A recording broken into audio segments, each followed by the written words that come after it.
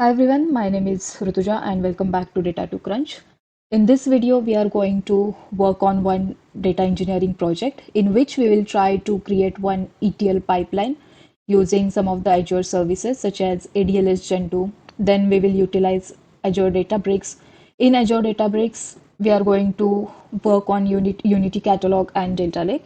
And lastly, we are going to use the service of dashboard, which is present in the Databricks platform. So the purpose of this project is to mainly focus on Unity Catalog and Delta Lake concepts. So we'll try to utilize or we will try to work on most of the features which come under this Unity Catalog and Delta Lake. So moving ahead, this is our this is how our project looks like. So to explain briefly, we are going to work on one dataset which we will take from Kaggle, and that is Superstore dataset. In ADLS Gen2, we are going to create folders in which we are going to utilize Medallion architecture, right? So for that, we are going to have bronze, silver, and gold folders. So we will directly upload our Superstore CSV file into our bronze folder. Afterwards, we are going to use Azure Databricks. We will see how we can connect our ADLS to Azure Databricks so that we can pull the information from ADLS Gen2, or we can store our information back to ADLS Gen2 after data cleaning and transformation into our silver and gold folder. So in Databricks, we are going to mainly use this Unity Catalog plus Delta Lake concept.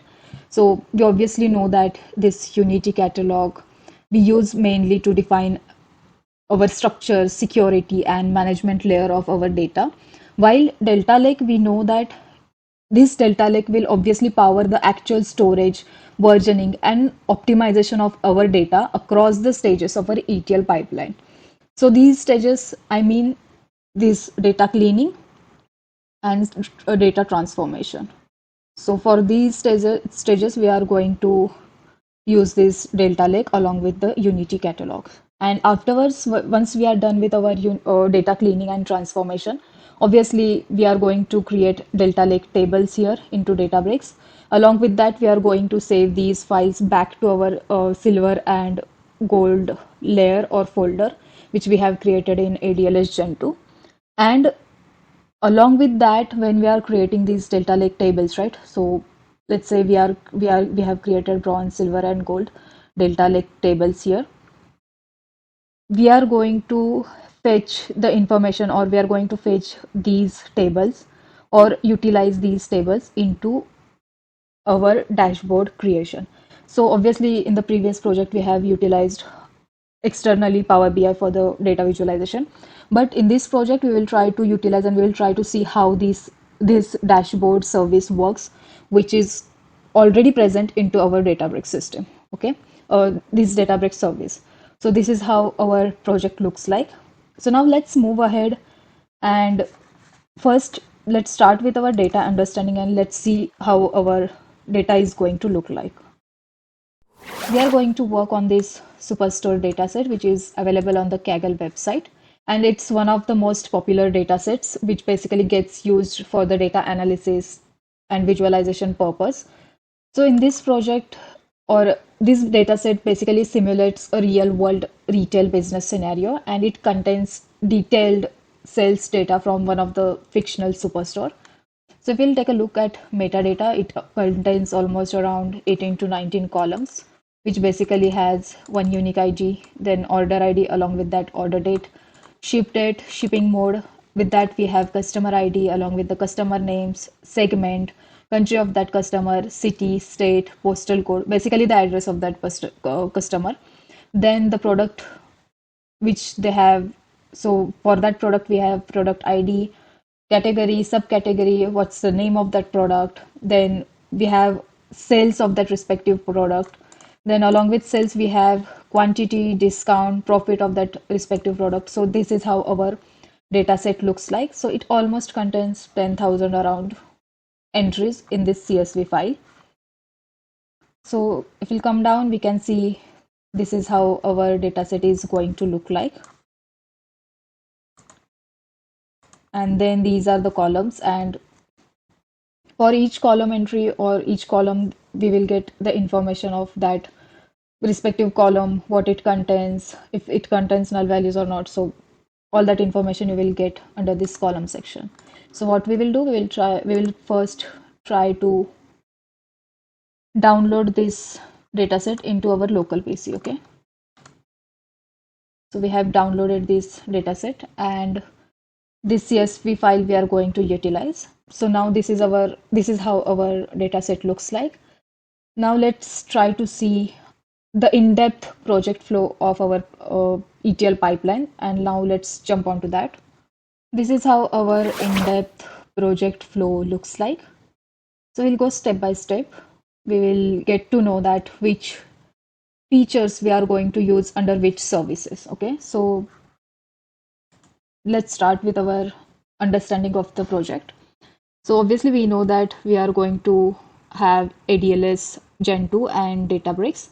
We know that we are going to utilize this Superstore dataset, which we have just downloaded and which is into CSV format. Okay, so we are going to upload this CSV file into our bronze folder. Okay, as we are going to follow Medallion architecture, we have bronze, silver, and gold layer or folder. We are going to upload our data into our bronze folder. Okay, so for the data cleaning and data transformation, we are going to utilize this Databricks. Okay, we are going to connect our ADLS with our Databricks using access connector ID. We'll see how we can create this access connector and how we can connect our Databricks to the ADLS Gen2 with using this access connector. Okay, so now we are under Azure Databricks. Primary purpose of using this Azure Databricks is for data ingestion and transformation.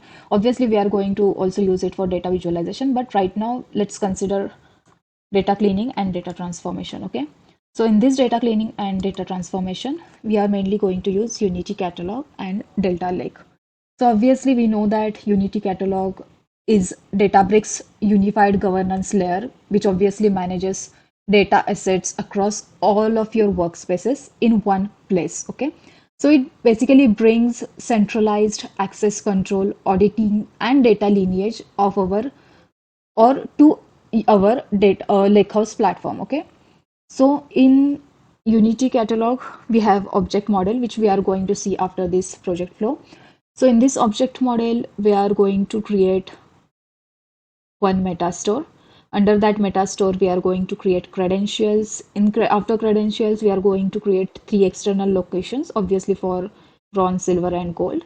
And afterwards, we are going to create one catalog. In that catalog, we are going to create schemas for our data cleaning and data transformation. And in those schemas, we are going to create these delta tables. Okay, so this is how our object model looks like, and we are going to implement this object model into our project. Okay, after this Unity Catalog, we are or while using this Unity Catalog, we are going to use Delta Lake features. Okay, so we obviously know that Delta Lake is an open source storage layer, which basically brings together ACID transactions. We are going to see all these main features in depth afterwards. Okay, so right now I'll just tell you what we are going to do, or in brief I'll explain it.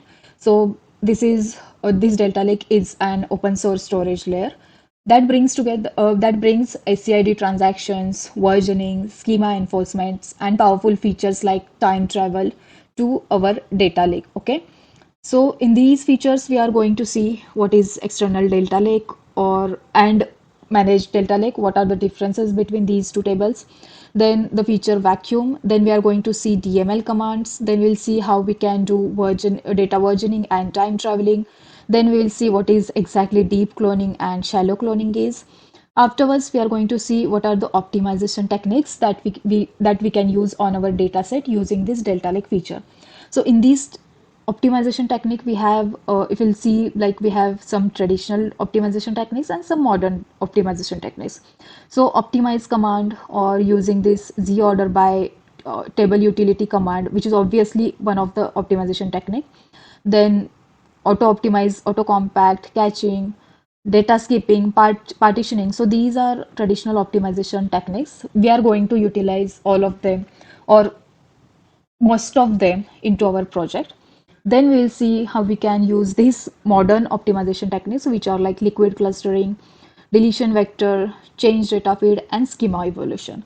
So these we'll try to cover all of these the optimization techniques. Afterwards, we'll see how we can use checkpoints or what's the purpose of using these checkpoints, how it can help us in our project, and then we are going to see table utility commands. Under table utility commands, we'll try to explore describe table, describe history, describe detail, vacuum, optimize, restore table to version, then Z-order by, how we can alter table with set table properties, then how we can alter table and set the tags, then how we can see the table properties in our Databricks, then cloning and drop table. So obviously we are seeing some of the techniques or some of the commands under, like for example zorder by, which is a table utility command, and we are also seeing it under optimization techniques. So obviously it's understandable that it is one of the optimization technique, which is also one of the table utility command. Okay, and afterwards, once we will use this Unity catalog and data lake, we are going to govern our data using data governance, which is obviously we'll see how we can govern this data. And lastly, afterwards, we can see like how we can see the flow of our project. So for that, we have the concept of data lineage. So with data lineage, you can backtrack or you can see how your data flows, like after first step, which step we have taken, then afterwards, which we have taken, in that step, what we have done exactly. So this is basically useful for like to backtrace or mainly for the auditing. Okay, so if we have done some changes, so let's say suppose we have one table, we have done some of the changes into our table, let's say suppose adding one of the column or something. Okay, then afterwards we came to know that that was not necessary, but we need to backtrace. Okay, after like at which step we have added that column, what was the reason, and then we will see like was that necessary to add that column or was that mandatory to like make that changes into our call into our table. So basically this is how data lineage we utilize, so to backtrace what we have done after what step. So once we will be done with this data cleaning and data transformation, then we are going to utilize this dashboard service, which is available under Databricks. So in this project, we are not going to connect our Databricks externally to Power BI. So we have inbuilt functionality of dashboards. So we are going to utilize that functionality, which is present in our Databricks. Okay. So obviously we are going to create Delta Lake tables as we are going to utilize this Delta Lake facility or the feature. So once we are done with our Delta Lake creation, we are going to obviously store our files back to our silver layer or gold layer. Like after data cleaning, we will save respective files into silver layer. Then after data transformation, we are going to save our respective files into gold layers. And along with that, we are going to have these Delta Lake tables. So we will separately create these bronze, silver, and gold Delta Lake tables for our respective work. Like for data, after data cleaning, we will create silver Delta Lake tables, and transformation. After transformation, we will create gold Delta tables, and these tables we will use under this dashboards creation, and we will create some dashboards here so that we can represent it in front of the business, and business can take respective decisions based on our data visualizations, obviously which we have created after cleaning and transformation. So these are going to be business ready dashboards. Okay, so this is how our entire project flow looks like. Now let's try to understand what is this exactly Unity catalog is and what is Delta Lake, and we'll try to explore or we'll try to have brief about all of these features and the object models into our next step. So let's try to understand the concept of Unity catalog. So Unity catalog is a data governance solution that is built into a Databricks. So altogether we can say that we can think of a central system,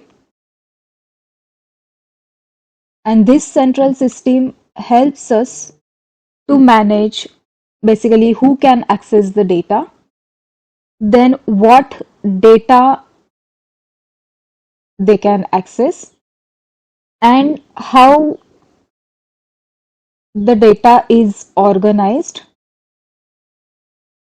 and secured.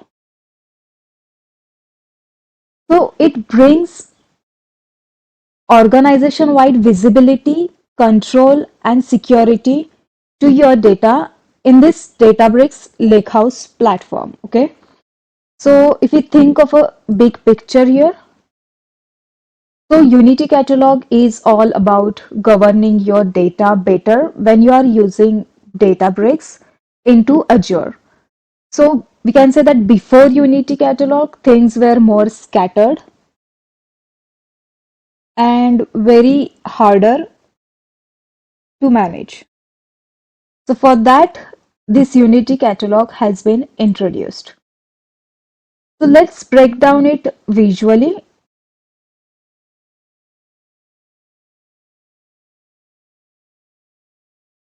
So without Unity Catalog, first we will see without Unity Catalog, and then we will see with Unity Catalog. Okay. So without Unity Catalog, or if we say like why this Unity Catalog was created. So before Unity Catalog, the data access control in Databricks was managed separately. So if we can see here, we have, let's say, suppose two Databricks, Databricks 1 and this is Databricks 1 and this is Databricks Workspace 2. Okay. So before Unity Catalog, we can say that these both Databricks workspaces were managed separately for each of them. Okay. So because of that, what used to happen? It was very hard to audit your data. And because of that, it has very limited in supporting multi-cloud governance. Okay. So these were the issues which were before Unity Catalog. So in Databricks workspace, we can say that we have user management, Metastore, and then the compute. Okay. So imagine this situation. Let's say suppose if we are imagining this situation before Unity Catalog, then there is one scenario where you have multiple workspaces in your Databricks. Okay. For example, maybe dev system, test system, or dev environment, then testing environment, and then production environment. Okay. So let's say suppose we have these multiple workspaces or multiple environments. So each workspace used to store and manage its own data. Okay.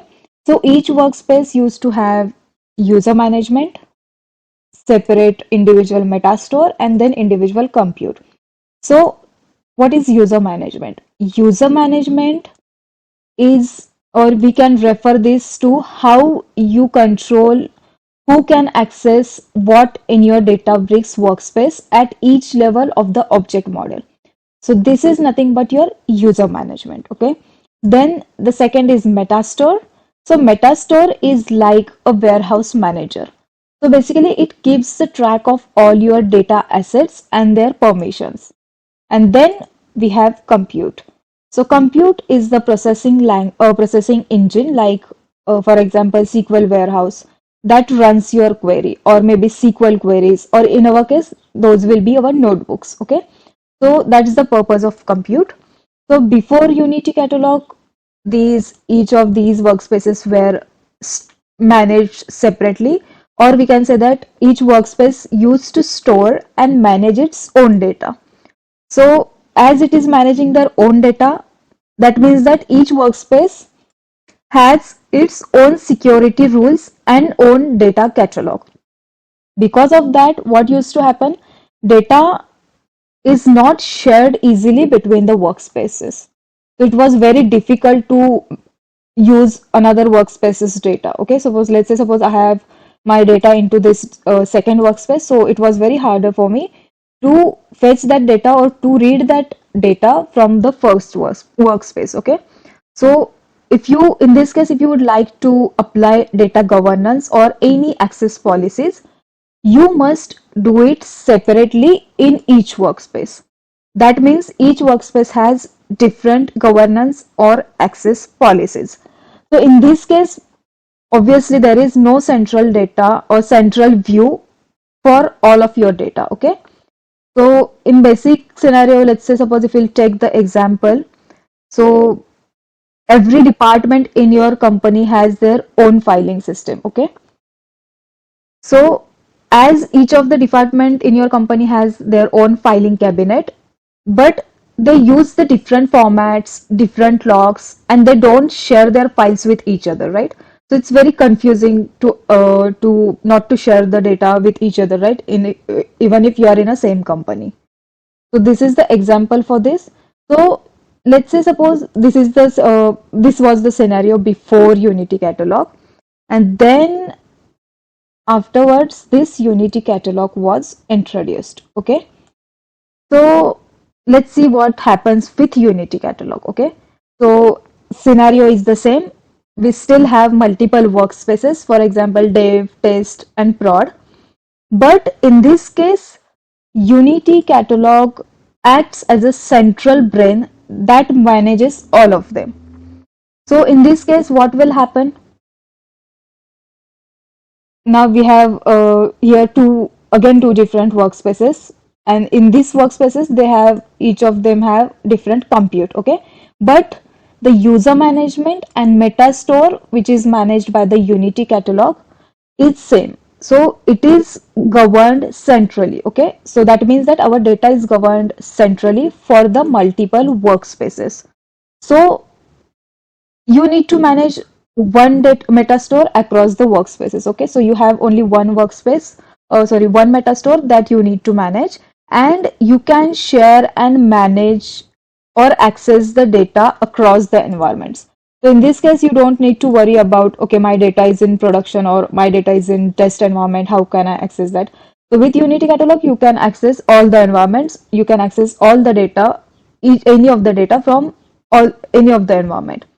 So in this, what we'll do, we can just define our catalog, schemas, tables, views, and volumes in one place with Unity Catalog. And we have one more advantage of this, which is you can apply fine-grained access control, okay? Such as if we'll create, for example, if you have created here tables or views or anything, right? Then let's say suppose if I have created table, then if I apply fine-grained access control, then I can control who will access that tables or who can access which column of that tables, or who can read the table, or who has the access to write or make changes into that table. So that fine-grained access I can apply with this Unity Catalog. So again, think that now you have all the departments that use the same digital filing system instead of cabinet system, that has shared folders with proper permissions, and you can see what everyone is doing all from one control center. So this is the summary which I can say for without Unity Catalog and with Unity Catalog. So the first one is data access. So without Unity Catalog, it has been managed or separated by workspace, and with Unity Catalog, it is centralized and shared.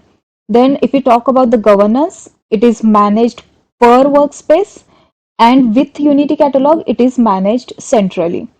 If we talk about lineage and auditing, so it is limited because without Unity Catalog, because each one of the workspace has been managed separately, and with Unity Catalog, as each and everything is centralized, it has full tracking. So we can track fully our data, and we can track our lineage and auditing too. If we talk about data sharing, it is manual and very complex. With Unity Catalog, it has become much easier and secured. Policy environments, those policy environments has been repeated for each of the workspace, But with Unity Catalog, these are unified policies for all the workspaces. And lastly, security, it's very basic without Unity Catalog, and with Unity Catalog, it is very fine-grained. So you can go till each column and row level, and you can decide who can access which data. Okay. So now the next thing is Unity Catalog Object Model. So the first one in this Unity Catalog object model is a Metastore. Okay. So Metastore is like a warehouse manager which keeps the track of all your assets and their permissions. Okay. So and one more thing for this Metastore is that when we are creating this Metastore in Unity Catalog, we can create only one Metastore per region. Okay. So if let's say suppose if we have selected East US region, so in East US region we can only create one Metastore. You can't create another Metastore in this East US. Okay, then you need to opt for maybe Central US, and then you need to create the another Metastore. Okay, but for one region there would be only one Metastore. So this is Metastore concept. So after Metastore, inside Metastore we can create catalogs. So this catalog is nothing but a collection of databases. So think of this catalog as a folder. Okay. So this is nothing but a folder where we will have the collection of databases, nothing but schemas, databases slash schemas. Okay. Then under the catalog we will have schemas. So schema or database is nothing but a collection of tables and the views. So it basically organizes your data into a folder, and that folder is nothing but a catalog. Okay. So this is nothing but a collection of tables and the views. And then we have this table, view, volume or function. So table is nothing but your actual data, just like a spreadsheet or a database table. Okay. Then we have views. Views are nothing but virtual table based on a SQL query. Then we have volume and functions.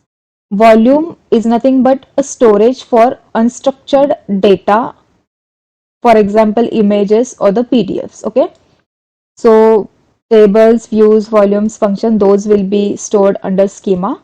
Schema is nothing but a collection of tables and views. Such kind of schemas will be stored under a catalog. Catalog is nothing but the collection of these schemas, which acts like a folder. And this catalog will come under one Metastore per one region. So this is how this object model look like, and the same object model we are going to create. Let's try to learn more about Delta Lake. So Delta Lake is also called as open table format. In total, we have three open table formats. One is Iceberg, then the Hoodie, and then the third one is Delta Lake. Right now for our project, we are going to focus on Delta Lake. So Delta Lake is also called as open table format because it provides a standard way to store our big data into cloud storage services. In our case, it's ADLS using open formats like Parquet files and the JSON logs. Okay, so it basically helps you to manage our data like a proper database table, and this database table will allow you to track the changes, to roll back to your previous versions, and also to keep our data reliable with built-in support for the updates, deletes, and the schema changes. So in short, we can say that Delta Lake turns our cloud storage into a smart and reliable table format. And this table format is open, flexible, and perfect for the data changes. Okay, so this is about Delta Lake. Now let's try to learn more about the same.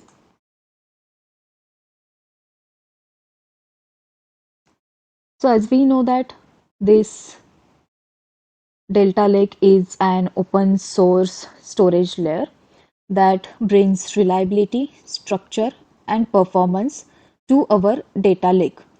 So it works on the top of Parquet files that supports ACID transactions, which ensures reliability for the data processing. Then schema enforcement that prevents bad or mismatched data. Then time travel, which accesses the previous versions of our data. And then lastly, scalability, which is optimized for our large scale analytics. So think of this data lake as smart upgrade to our data lake that adds up trust, version control, and structure to our raw files. And as we all know that Databricks work seamlessly with the data lake. Now let's try to see what's happening here into our snippet. So we'll see when we use Delta Lake in Databricks, it stores the data into Parquet files. So these Parquet files actually hold our real data or the actual data on which we have worked. Okay. And along with these Parquet files, it also contains transactional logs, which is nothing but this delta log, which contains the table changes which are into JSON and CRC format. So if you'll open this delta log, you will see multiple files like 0000, then 1, 2, 3 into .json and .crc file format. So these file formats will be under this delta log, which contains the table level changes. Okay. So in short, we can say that it's just like a Git for our data. So now let's see why these ACID transactions are important. These ACID transactions. This ACID stands for atomicity, consistency, isolation, and durability. Okay. So these earlier, like before this delta lake, right, when we were using traditional data lakes like plain Parquet file or CSV files on our storage, it was not supporting ACID. Okay. That means our data was or our data might get corrupted, or we can get partial data during our write, or we can have simultaneous jobs which can overwrite or conflict with each other. Then there was no guarantee that your data is consistent and safely saved. Okay. That's where this delta lake came in, and which helped us with the ACID transactions. So these ACID transactions helped us a lot. Like atomicity, with atomicity, we were like making ensure that everything in transaction is happening completely, or it is not happening at all. With consistency, we were making sure that we have valid metadata and the data changes are committed properly. With the isolation, we were making sure that Delta uses the snapshot isolation. That means that readers see a consistent view while writers do their jobs. So transactions should not interfere with each other, and they should act as if they are only running at a time. With the durability, the delta log entries were safely stored, even though like if the cluster crashes, the transactions are durable and recoverable. So that was made sure under durability. So that is why this ACID transaction feature is important. Now let's see about this schema enforcement. So schema enforcement means Delta Lake prevents you from writing the data that doesn't matches your table schema, right? So with this, it was making sure that we are not having any corrupted data types, and our pipelines was safer to work. In short, we can say that it was acting as a data firewall. So let's say suppose if we see one real-time scenario, we have, let's say suppose we are creating one table. Okay, create and then table. In that, suppose customer table we are making or creating. In this, we have customer ID, then we have name, and then country. So the customer ID type is int, name is string, and country is string. And obviously we are doing with delta table format. So now we are having insert statement, okay? And with insert, let's say suppose I'm inserting the values as ABC, then let's say Alice, and then the country is Canada. So with this schema enforcement, Delta Lake will check the schema of the incoming data, okay? Now this is our incoming data where the schema is ABC, Alice, and the Canada. That means that it is not matching with our existing data types of our table, which is int, string, and string. But we are getting this first value as string, which was supposed to be int. Okay, so it will prevent the insertion of this data into our table. Okay, so this is how it will help us with the schema enforcement, which will help our data to not to get corrupted with the wrong table entries. Then we have this time travel. Let's say suppose I have one table, ID, country, and so on. Okay, this is our customer table, and by mistake I have deleted some of the entries from this table, and later on I got that realization that I was not supposed to delete these entries. So in this I can use time travel, and I can check the versions of my table, and then I can restore my previous version. Let's say suppose this earlier version was 2, and then this next updated version was 3. But I want to travel to the second version because in this I have original data which is not updated. So with this time travel, I can go back to my version 2 and I can store this version 2 data into my table again. So this is how this time travel will help us.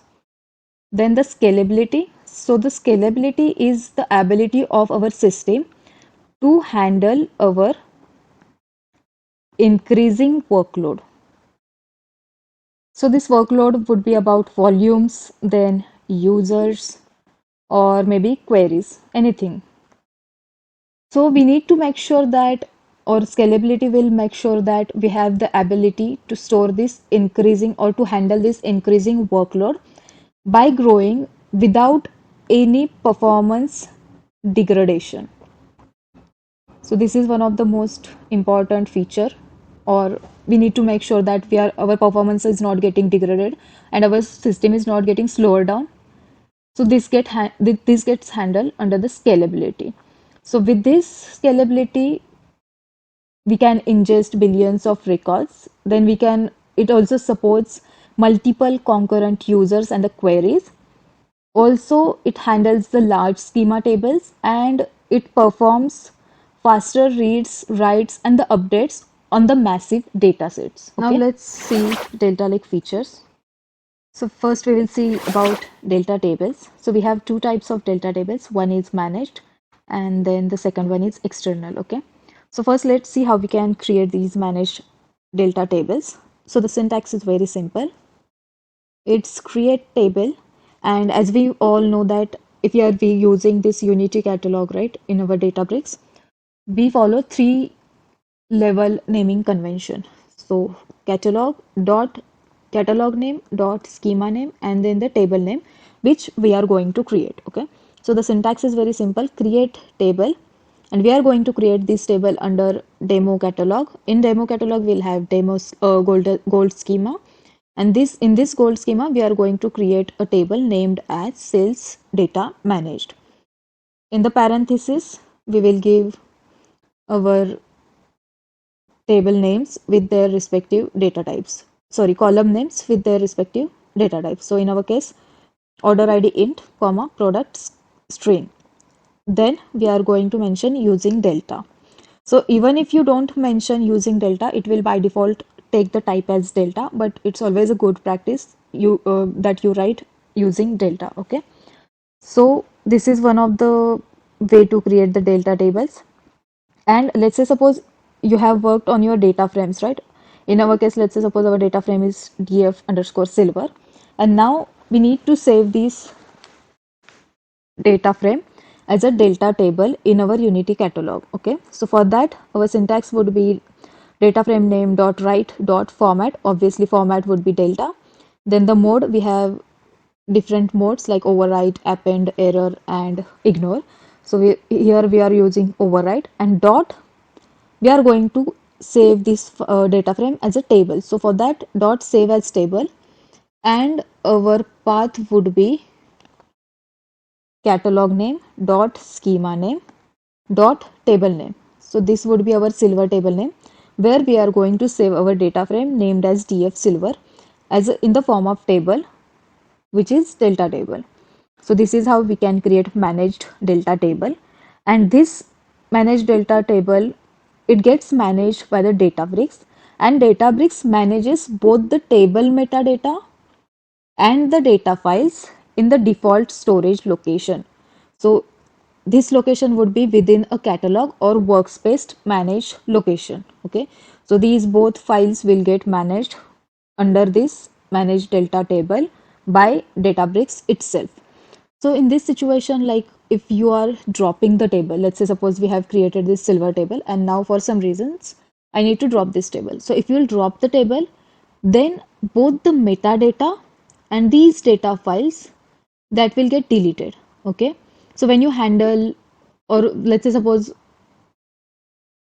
the better use case for this would be when you want Databricks to handle everything, especially during early development or internal use cases.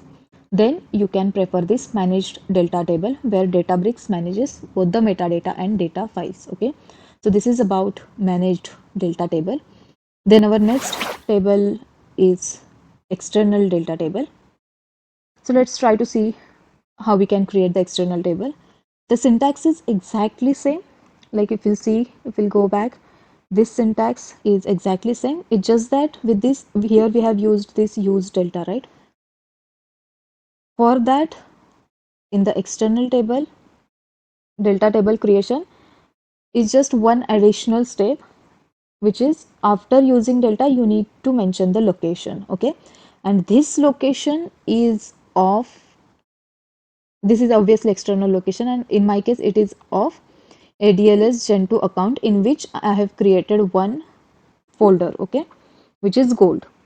So that external location you need to give it here using the location keyword. So this is how you can create the external delta table.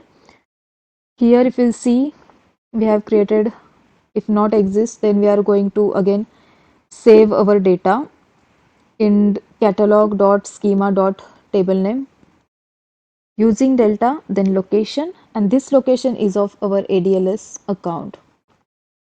And in this, we are going to save the data which is already present in silver table. So basically, we are using here CTAS function, create table as select star from. So basically, we are selecting all the entries from silver table, and then we are saving this all the entries into one new table, which is named as silver table external, which is external delta table, because we are saving this delta table to our external location. So with this external table location, let's say suppose if we have used drop command again. So in this situation, only metadata will get removed, but the files will remain the same. So metadata and files means, we have seen earlier that in first snippet we were having one Parquet file, and above that we were having delta log, right? So this was all together was creating delta lake format. So metadata is stored in my delta log, and my data files or data actual data is stored into Parquet file format. Okay, and with this drop command, this metadata from the delta log, it will get removed, but the files which are stored as Parquet files, that will remain the same. So this is the difference of in between managed and external table. So the feature would be these ones. So the first one is data storage location. So this data storage location will get managed by Databricks for managed tables, and it will defined by us for the external storage. External data table. Then about the data lifecycle, data deleted with the table. Then for the external, data persists even after table is dropped. Creation simplicity, manage table is easy to create because we don't need to give any kind of path there. For the external, it requires specific location creation into ADLS. Talking about control, it has less control over the storage path, but in terms of external, we have full control over the file system. And use case would be it would be best for internal dev tables or quick prototyping. On the other hand, external delta table would be great for production grade or governed pipelines. So this is all about the difference between these two. So now let's try to learn more about vacuum and vacuum with dry run. So vacuum is a delta lake utility command which we use to permanently delete the old files that are no longer needed by the delta lake. Okay. So like whenever, let's say suppose we are using DML commands, okay, update, delete or merge on the delta tables. So in the background, what happens exactly? Delta Lake doesn't immediately remove the older files, okay? So let's say suppose we have one Parquet file, then we have performed update operation. So after this update operation, it will create one more Parquet file, okay? So Delta Lake, it will not remove these older files at that time. Instead, it will just mark them as to be deleted into our delta logs, which we are having for this. So it will just mark it, but right away it will not delete this older Parquet file. Okay. And it is beneficial. This feature is there and given by the Databricks because with this what happens, it allows us for the time travel, then for the rollbacks and also for the auditing. It is beneficial to keep the older files. Okay. So that's why right away Databricks doesn't delete the older files. But what happens is that over the time period, these unused files, it starts consuming our unnecessary storage, and along with that unnecessary storage consumption, it will affect the performance of our ETL pipeline. So to avoid this vacuum, it helps us to clean up these obsolete files. Okay, so how it works according to the syntax is very simple. Vacuum, then you need to give the path of your table which you need to vacuum, and then retain xx hours. So right now just ignore this dry run. So vacuum table to the path, retain and xx hours. Okay. So by default, Databricks has given some by a default retain period that is of 168 hours. And this 168 hours means 7 days. So delta retains the older data files for the time travel during this time period. And vacuum will delete the files older than this threshold. That means older than the 7 days. Okay. So these 7 days are set deliberately by the Databricks for some safety measures. It will prevent us from the accidental data loss. Okay. So still, if you would like to bypass this 7 days retention period and you would like to set it for less than 7 days, then in that case, what you need to do, we have one flag which is retention duration check dot enabled. You need to set this flag as false. And once you will set this flag as false, and then if you will run this vacuum command for like maybe for 70 hours, then it will allow us to vacuum those unnecessary files which are less than 70 years. So this is how you can bypass that check, but you need to use this with caution and you need to check with your team or the managers like if it is allowed or not in your project. And we have one more term, vacuum with dry run. So this dry run is an option in the vacuum that allows you to preview which file would be deleted without actually deleting them. Okay. So think of this is as one of the safe test which we can use. So it's always a good practice that whenever you are using vacuum, first use that vacuum command with a dry run. And after that, you will get to know which files are there that are going to get vacuumed. You cross verify those files, and if that is good to go, then use this vacuum command without dry run. So it's always a good practice to prefer this dry run command and check which files are going to get deleted exactly. So this is how this feature works. The next feature is DML commands. DML stands for Data Manipulation Language. It allows these SQL command will allow us to modify the data which is available inside our delta table. So this delta lake supports these full DML operations just like which we have in traditional RDBMS. But along with that, it will also give the features like ACID guarantees, then version control and file level tracking. So with these DML commands, we have insert to add the new rows, then we have update to modify the existing rows, then we have delete to remove the specific rows, and then we have merge.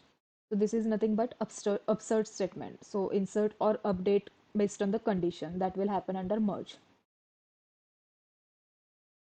So let's say suppose we have used this update command on our delta lake table where we are setting our discount to 0.2 and where our region is central.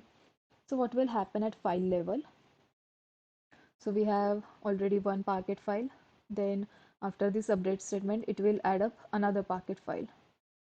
And it will also add JSON files and the CRC files in our delta log folder. So with this update statement, it is going to mark this older file as to be removed, and it will add up the new rows, and that new file will be this one, and these changes that will get recorded under this JSON and CRC file format under delta log. So removing of these older files or marking of these files to be removed about these older files, that has one term that is known as tombstoning. So it will tombstone the older files. Okay, so this is what the things will happen at the file level. Then we have delete, and then we have update. Things will be pretty much simple it it is like in the RDBMS, like delete from, then the table name, and then the quantity less than equal to 2. With merge statement, what will happen? Let's say suppose this is our table, ID and so on. So I'm using this merge statement for the row ID 101. So this one is row ID which is unique ID. So with the merge, what will happen? It will check the complete table if I have any entry for 101 ID. So if it will find that, okay, we have one entry in our table, then it will update that row. Okay. And if we'll not get that 101 value in our table, then it will add up the new row as 101. And at that time, it will perform the insert operation. So insert or update, it will completely depend on the condition, and that will happen under the merge statement.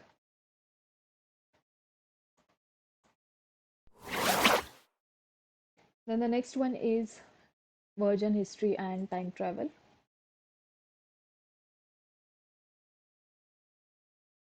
So Delta Lake it automatically tracks all the changes which are made to our Delta table, and that usually gets logged under transaction log and the Delta log.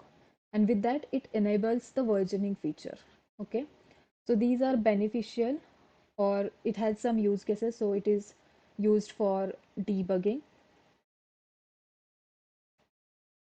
So with this, we can check the state of data, we can check the state of our data before any wrong update. Then we have auditing. So with the auditing, it will allow us to track how the data was changed over the time and who had changed that data, when it got changed. And then the third use case is disaster recovery.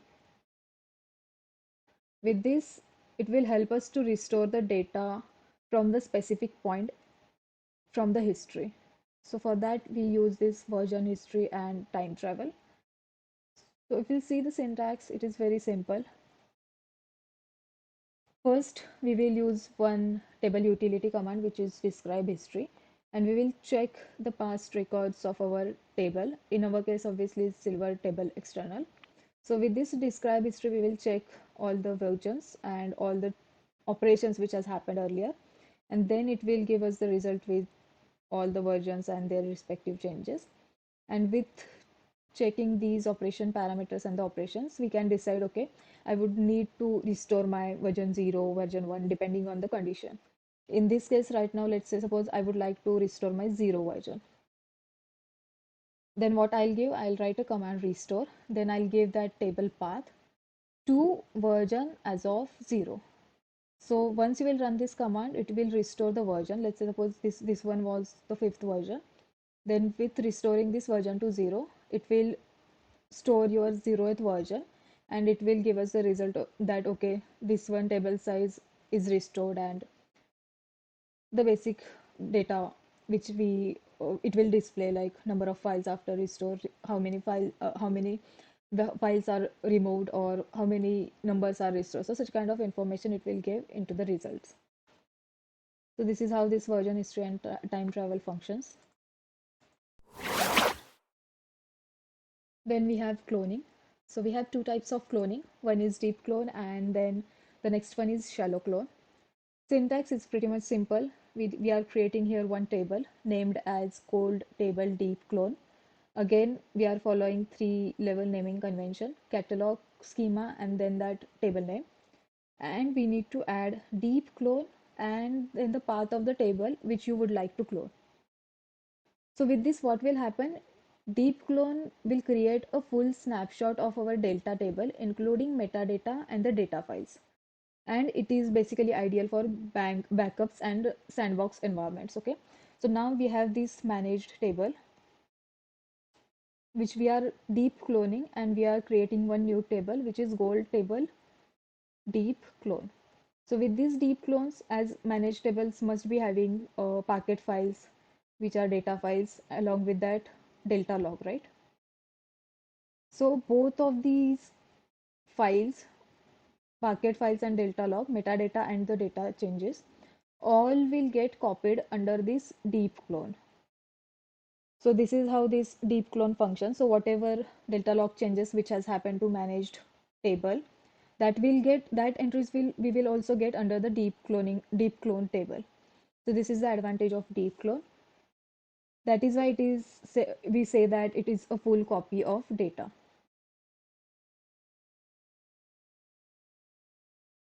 So this is about full deep cloning. Then we have next clone, which is shallow clone. So for the for the deep clone, we say full copy of data, right? For in that way, for the shallow clone, we say metadata only copy.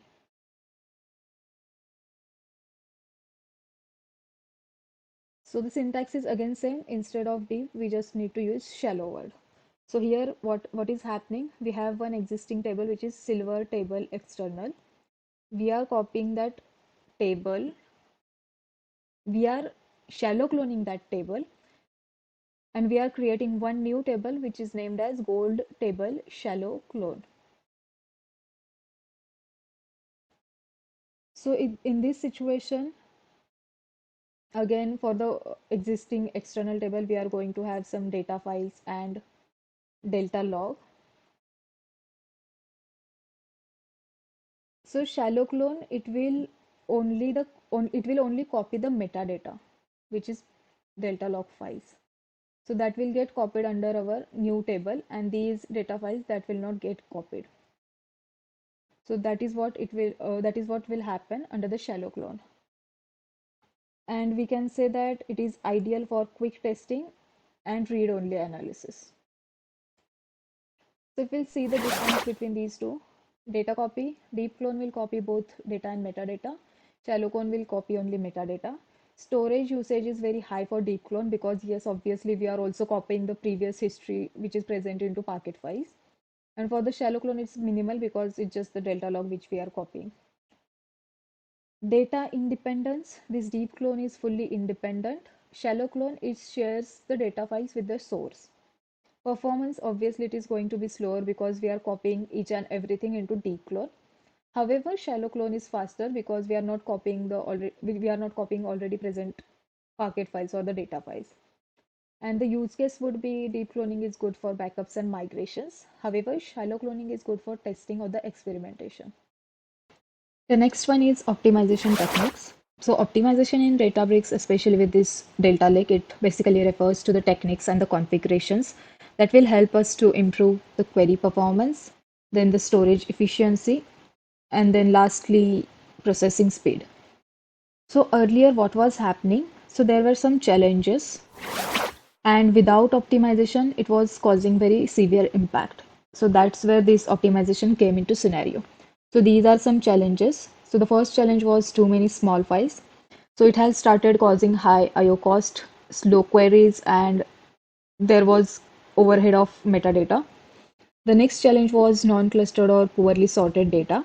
So because of that, we needed to have full table scan all the time, and it has ultimately caused poor performance for the filters. Then we were having frequent writes and the updates. So it has caused fragmented files, and the rewrites were costly, and it has increased the latency. Also, there was no memory caching. So because of that, we needed to do repeated access. And because of that, it has led to slower performance and higher compute cost. And the last one was there was lack of partitioning or skipping. So it made us to have larger data scans and unoptimized storage reads. So because of these reasons, optimization came into scenario, and that helped us to reduce the query latency. So it helped us to reduce the query latency. Then it has lowered down the cost. Afterwards, it helped us to improve the data scans very efficiently. Then it has enabled real-time analytics and the dashboards. And lastly, it has also supported the scalable pipelines. So because of these reasons, we need the optimization. Now let's try to see our optimization techniques. We have some traditional optimization techniques and some modern ones. So the first traditional one is optimize command, which is also known as file compaction. The syntax is very simple. You need to use keyword optimize, and then you need to specify the path of your table on which you would like to have this optimize command. So in our case, that table name is cold table managed. So what it will do after using this optimize command, it will merge all the small files into one larger file, and with that it will help us to improve our IO performance, and along with that it will reduce our file overhead. So file overhead will get reduced. Okay, so this is about optimize command. Then the next one is zorder by. The syntax is again simple. Along with optimize, you need to specify zorder by, and then you need to specify the column names with which you are frequently filtering your data. So with zorder by, it is also known as multidimensional clustering. So it sorts the data based on your most frequently filtered column, and ultimately it enhances the data skipping. So in our example, those frequently filtered columns are region and order year. So with this, it boosts up the query speed with filtering, and it works best for the non-partitioned column. So this is how this zorder by command works. Then the next one is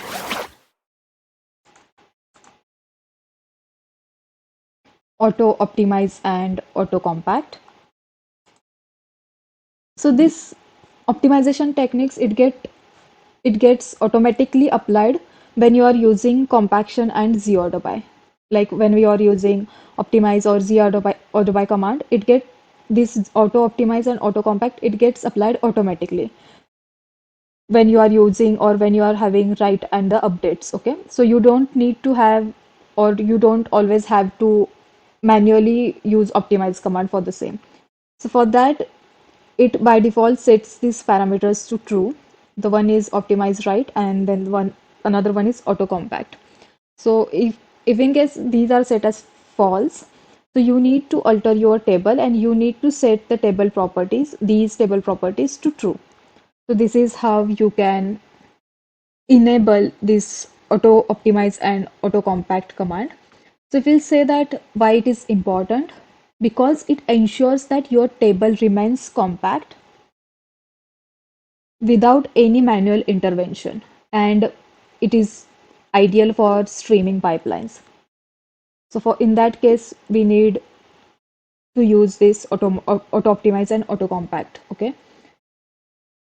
The next one is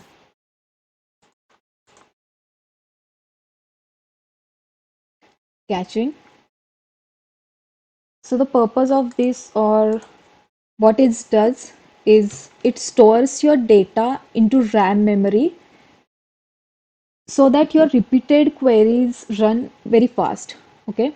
So this is very useful or great for the BI dashboards, and or if you are doing some repeated exploratory analysis, so in that case this caching would be helpful.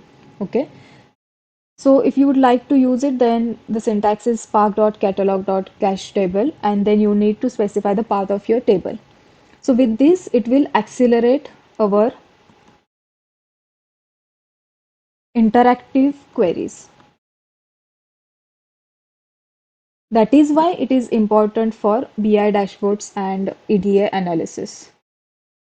The next one is like it's in short, for example, it's like querying the most updated, for example, in your home screen, like when we are using mobile, right? And we have home screen.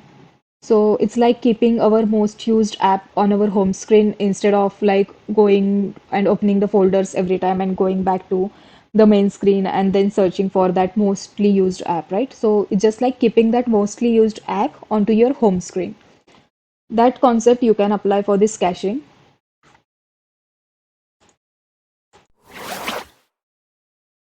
Then the next one is this traditional optimization technique is data skipping. So what it does is that it uses the metadata, okay? For example, mean value, max value from the file, from complete file, it, for example, it will use metadata like mean value, max value to skip the reading of the files that are not relevant to your query, okay? So let's say suppose we have set this skipping mandatory as true, right? That means that our this if this flag is set as true, that means is data skipping has been turned on for our files. So in this situation, what it will do, let's say suppose we are looking for the bills from 2023, right? So we have all the bills in our cabinet, like from 2017, 18 till 25. Then we need to look for the bills which are from the year 2023. Then it will directly go to the folder which has been set as 2023 instead of scanning all the files from 2017 to 2025. So this is how this data skipping helps us. So in this case, our metadata was year. So we have sorted our files according to the metadata year. So in this way, you can use other statistics too, like mean value, max value, etc. and so on. So with this, it helps us to boost our queries, and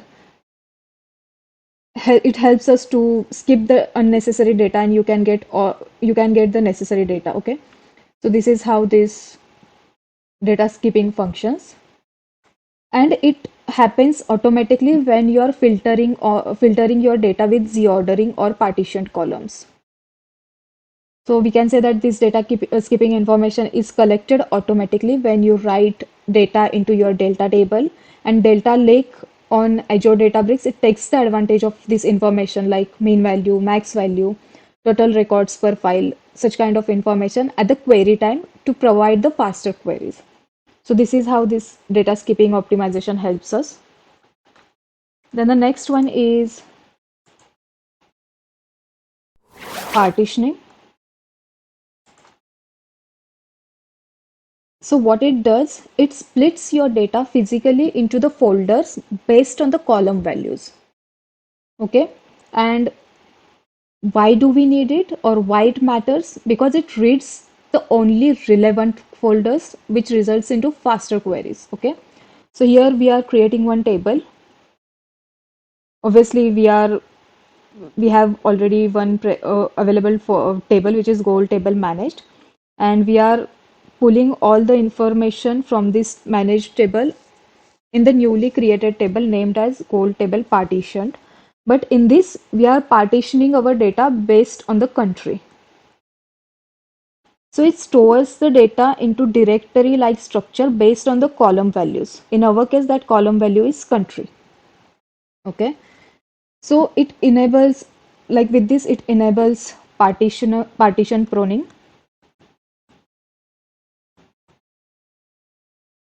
and it reduces the number of files those are accessed. And this data gets splitted, like in our case, our data will get split by country, and that data will get stored physically into the folders, and that folder will be based on this column value, which is country column. So in this partitions, we have one caution. So let's say suppose if we have too many partition, then it might lead to overhead, or if we have too few partitions, then it might cause poor performance, and it will, because our queries get slower down if we are using these filters again and again, right? So this is one caution which we need to remember while using partitioning in our project. Now let's try to learn about modern optimization techniques. So the first one is liquid clustering. It is also known as modern dynamic clustering. For the Databricks runtimes which are available from 13.3 plus, this liquid clustering is by default set as true. So this is the flag which we need to check. So if we'll say show table properties for that respective table, then it will show this flag which has been set as true. So if in case that has been set as false, then this is the syntax with which you can alter your table on which you would like to have this liquid clustering, and you can set the table properties with set table properties, and then this flag is equal to true. So this is the syntax for the same. Now in our case, I would like to set this clustering on my table which is gold table managed, and I would like to cluster it by region and then the order year. So here you can specify two or multiple column names. So right now I have used region and order by. So the syntax is very simple. You just need to specify cluster by, and then you need to give the column names with which you would like to cluster. Okay. So what it does exactly, it dynamically and continuously clusters the data in the background based on our usage patterns. So because of that, it is best for the large data sets, and it is more flexible than using static partitioning and manual Z-order. So this is how we can use liquid clustering. Now the next one is deletion vectors. Again, for the deletion vectors, this is the flag which we need to check. If we'll say show table properties, then you will see this flag which has been set as true. If it is not set as true, then you can alter your table on which you would like to have this deletion vector with set table properties, and this flag is equal to true. Okay, and then once you will enable this, then just check as describe detail, then mention your table name, and if you see the result for the same under the table feature, if you can see, we have this deletion vectors mentioned here. So that means that our deletion vector is enabled for this table. So in short, we can say that deletion vectors are, or it is a new optimization feature which is available in Delta Lake, which is designed to efficiently handle row deletions without rewriting the entire data files. Okay. By that, it means, or in traditional Delta Lake, what happens when you delete the rows from the table, right? Delta rewrites the entire files that contains those rows, which can be expensive and slow. Okay. And because of that, it would slow down the performance, especially for the large data sets. So with deletion vector, what will happen? So when you will delete any specific row from the table, let's say suppose we have this row with ID 101 and we are expecting this, or we would like to delete this row from the table. Then with deletion vector, instead of rewriting this full files or full table again, Delta rewrites, sorry, instead of rewriting this full files or data or table again, Delta Lake, it just makes that specific row as deleted. So it will mark this specific row to be deleted using the metadata. Okay, this means that you get faster deletes and the updates, especially for the large table. And query performance also remains the high because these vectors tell the engine to skip deleted rows efficiently. Okay, so this is how this deletion vector functions, and it means that it logically deletes the row by marking them in the metadata instead of physically removing them or rewriting the files. And it is automatically available in the newer Databricks runtimes. So this is how this deletion vector functions. Now the next one is change data feed. This change data feed, it basically allows us to track row level changes in delta table whenever we are using these DML commands between versions or the timestamps. Okay. So this is the flag which we need to set as true. If it is false, then just use this syntax alter table and mention your table name and set that table property is equal to true. And how you can use it with versions or the timestamps. So let's say suppose we have this data frame. Sorry, we are going to read our data into this data frame, which is in the form of delta. Okay. So for that we will give as dot option read change data is equal to true. Then we have these two versions, starting version and ending version. So we need to specify this starting and ending version. So usually what happens, this starting version, first we need to check that when we have set this flag as true, and from that version you can check this. Okay, so in my case, when I have set this change data feed is equal to true, my version count was 8. So that's why I have specified that version count here. And then you need to specify end version, and then you need to specify the table on which you would like to have this change data feed. So in such a way, using these versions or between these starting and ending version, we can track the row level changes which are happening or which has happened into our delta table. We can set it using timestamp too. Syntax is very simple. We will use a select star on our specified table name, and then you need to write changes between timestamp, and then you need to specify the timestamp in the middle or in which you would like to track the row level changes. And the benefit of using this, or the use case for using this modern optimization technique is, so the first one is incremental loading or incremental ETL. So with this, it will extract only changed data and not the entire data set. Okay. Then the another benefit or use case would be data sync. With this sync updates to the downstream systems, and then we can say it is also helpful for auditing.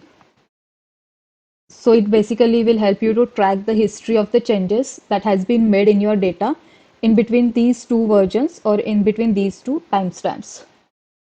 So this is how we can use CDF.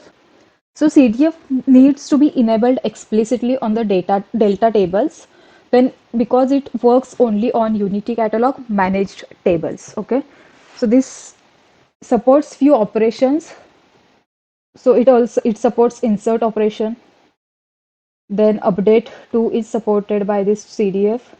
Then it also supports delete, merge, copy, and truncate. This truncate is not supported for CDF. Okay, so CDF will not track truncate ones. The rest ones, insert, update, delete, merge into, copy into, that will get tracked under this change data feed. So this is how this CDF helps us. Now the next optimization technique is schema evolution. It basically allows you to dynamically change table schema like addition of new columns without recreating the table. So let's say suppose we have this table, gold table managed. We have 3 columns into that. And for some analysis purpose, I have added one new column with alter table syntax. So this addition of new column is schema level change for that respective table. And it is supported into Delta Lake format. So this one is schema on write command. So whenever you are writing this command, right? So let's say suppose we have data frame in which we have done these changes. Then we are writing this data frame into delta format. Then it will throw one error and it will say that you are not allowed to write this table because our schema has been changed. So the before schema and after schema, that is different. But in the delta lake with using delta format, if we'll say option merge schema is equal to true, then it will not throw any error and it will allow you to save your data frame as save as table at your specified location successfully. So this is how this schema evolution helps us, and it also supports semi-structured data, and ultimately it enables the flexible pipeline. Okay, so for this also we have one flag which is delta dot schema dot auto merge dot enabled. That flag we need to set as true.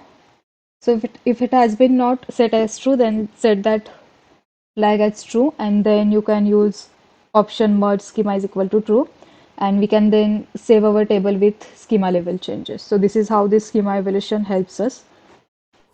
Now we are done with optimization techniques. Now let's learn about next feature, which is checkpoints. So Delta Lake checkpoints are nothing but the Parquet files that stores the metadata of our Delta table at specific versions. And they are created periodically after 10 commits. And the purpose of doing this is to speed up the loading of Delta log. So this is the snapshot of our Delta log, which contains so many files which are into JSON and CRC format.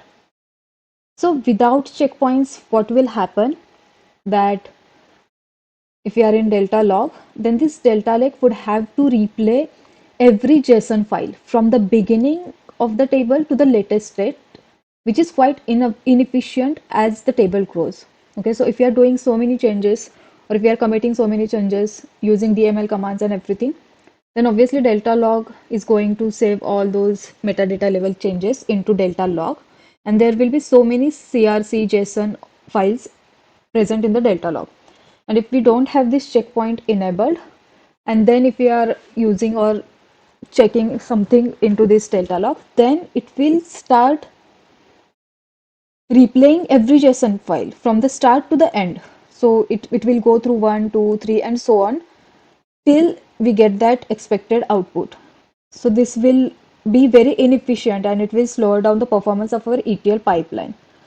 So for that reason, checkpoints came into scenario, and checkpoints solved this issue by storing the snapshot of table metadata like schemas, file path, statistics. So that all will get stored as a snapshot into this checkpoint.parquet file. And the by default period is 10 commits. So let's say suppose we have 10 packets file, okay? Let's say suppose packet 1, 2, 3, 4, 5, 6. Then after 10th one, it will create this checkpoint in which it will save all the metadata changes or the snapshot of this table metadata into this file. And then again for the next changes, we are going to create another JSON files. Then again at 20th commit, again it will save that snapshot into checkpoint.parquet file. And then again it will start for next 10 commits. So this is how these checkpoints function. So as we know that I have mentioned it is by default 10 commits, but if still you would like to change that period, then in that case we need to set one flag, and that flag is spark dot databricks dot delta dot checkpoint interval, which is by default 10. Let's say suppose I would like to have it after 5 commits, then set is equal to 5. Then this command will set the interval checkpoint interval to 5. So instead of this checkpoint.packet creation, which was happening after 10th commit, that will happen after 5th commit. And if you see what's the benefit of that, then then we can say that it will faster the metadata loading, and that's the main advantage of this using checkpoints. And the store location for this is, obviously we know that it's delta log folder. So this is how this checkpoint feature helps us. Now let's move ahead. Our next feature is table utility command. So this table utility commands, these are SQL or PySpark commands, which we obviously use to inspect the table metadata or to track the changes or to manage the storage, improve the performance, clone the table, drop the tables, optimize the query efficiency. So for all those, we use these table utility commands. So these commands are essential tools that allows us to explore, manage, optimize, and govern the delta tables in Databricks environment. So let's see why these commands are very important. Because in modern data engineering workflows, we all the time use Unity Catalog and Delta Lake. So in that situation, these table utility commands helps us in several ways. So the first one is to understand table structure. So to understand the table structure, we can use table utility commands like describe table, then describe details. If you'd like to check audit changes and the history, then we have one utility command which is describe history. For classifying and tagging for the governance, we can use alter table set tags, or to check or to have or to check whatever tags which we have already. For that, which we have show tags. Then we have manage storage or and remove unused files. So for that, we can use vacuum utility command. To improve the query performance, we have optimize and zorder by commands. Then to add custom properties, we can have set table properties, then show table properties. These two commands are there. Then to create the test copies, we have clone command. It is allowed for both deep clone and shallow clone. And to clean up the old data or to drop the table, we have drop table utility command. So these are few, I think these are most of the table utility commands which we can use. We will try to use most of them in our project. The first table utility command is describe table. So this command shows the schema of our table.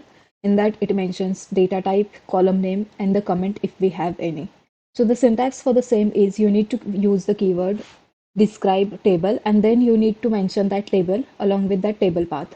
It will also get followed by 3-level naming convention, which is catalog name dot table name and then our delta lake table name. So this is how we can use describe table command. Then the next one is describe history. So we use this command to display the version history of our delta lake, and it also includes who changed what and when. So the syntax for the same is very simple: describe, and then you need to use keyword history and then mention your table path. And then in the result, you will get the result like this, in which they will mention version, timestamp, user ID, name, operations, and there will be many more entries into the table. So this is how this second table utility command looks like. Then now the next one is describe detail. So this command, it basically provides the detailed metadata about our delta table. So we are using the syntax as describe detail keyword and then our table path. And in the output, we will get what's the format of our table, what's the ID, name, description, and what is the location of that table. So this is how this describe detail will mention output. And it helps us to check basically the table format, size, number of files, and physical location of our data. So this is how we can use describe table. Now the next one is vacuum, which we have already seen, so I'm not going to repeat it again. Then we have zorder by, that is also seen.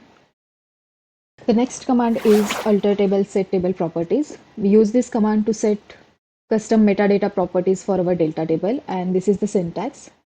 So in the previous learnings, we have seen that we need to set this flag to true, this flag to false.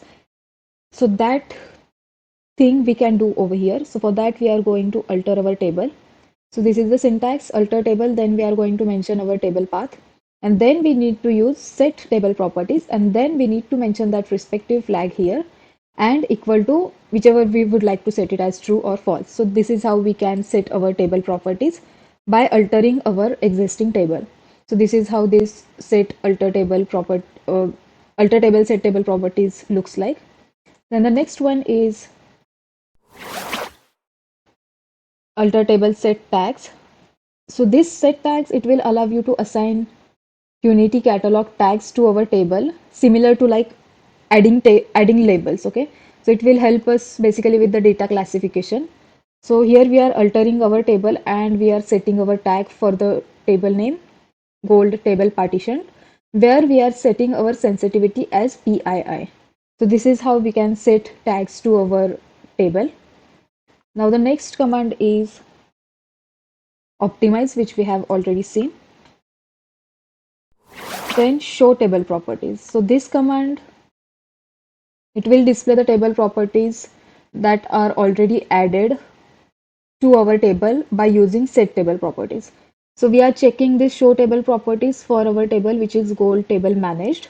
So once we will run this command, we can see that whatever properties which we have set, here we have set change data feed true, deletion vector true, row tracking we have enabled, and these are the properties which are clustering, change data feed, deletion vector, domain metadata, these are also supported. So this is how this show table properties displays our table properties for that respective table.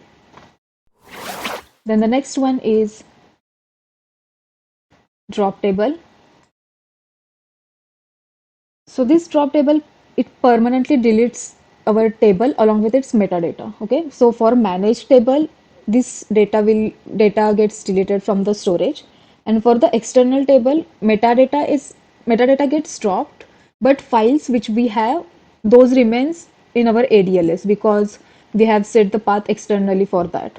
So this is how this drop table command functions, and how to use it. Drop table, if exists, is optional, but still it's preferable to use it. Drop table if exists, then catalog name, schema name, and then the table name which you would like to drop. So this is how this drop table utility command functions. Now the next one is restore table to version as of. So this command, it stores a delta table to the previous versions based on the version number or the timestamp. So it's part of DeltaLex's time travel feature, which we have already seen. And this enables us to recover our older data after, like, maybe because of after unintentional delete or update or merge, or we have done by mistake some schema changes and we need to return to our previous version, or to test our data, or for the temporary updates, we can use this restore table to version as of command. So the syntax is pretty much simple. Keywords will be restore to version as of, and this will be our table path, and you need to give that version number for which you would like to restore your table. Okay, so in this case we have restored our table to 22nd version, and once you will run it, then it will show the result as what was the table size after restore, number of files, number of removed files, restored files, and so on. So this will be the output of our table once we will restore our table to that respective version.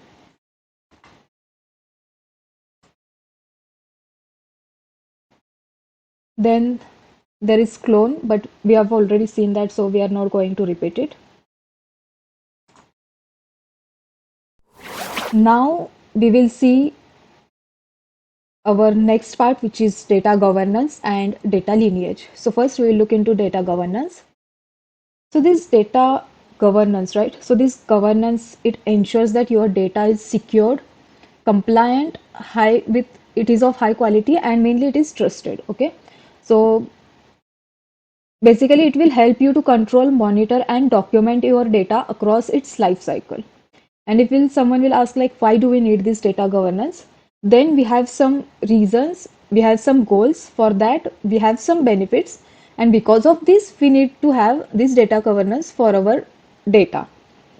So the first one is security and access control. So with this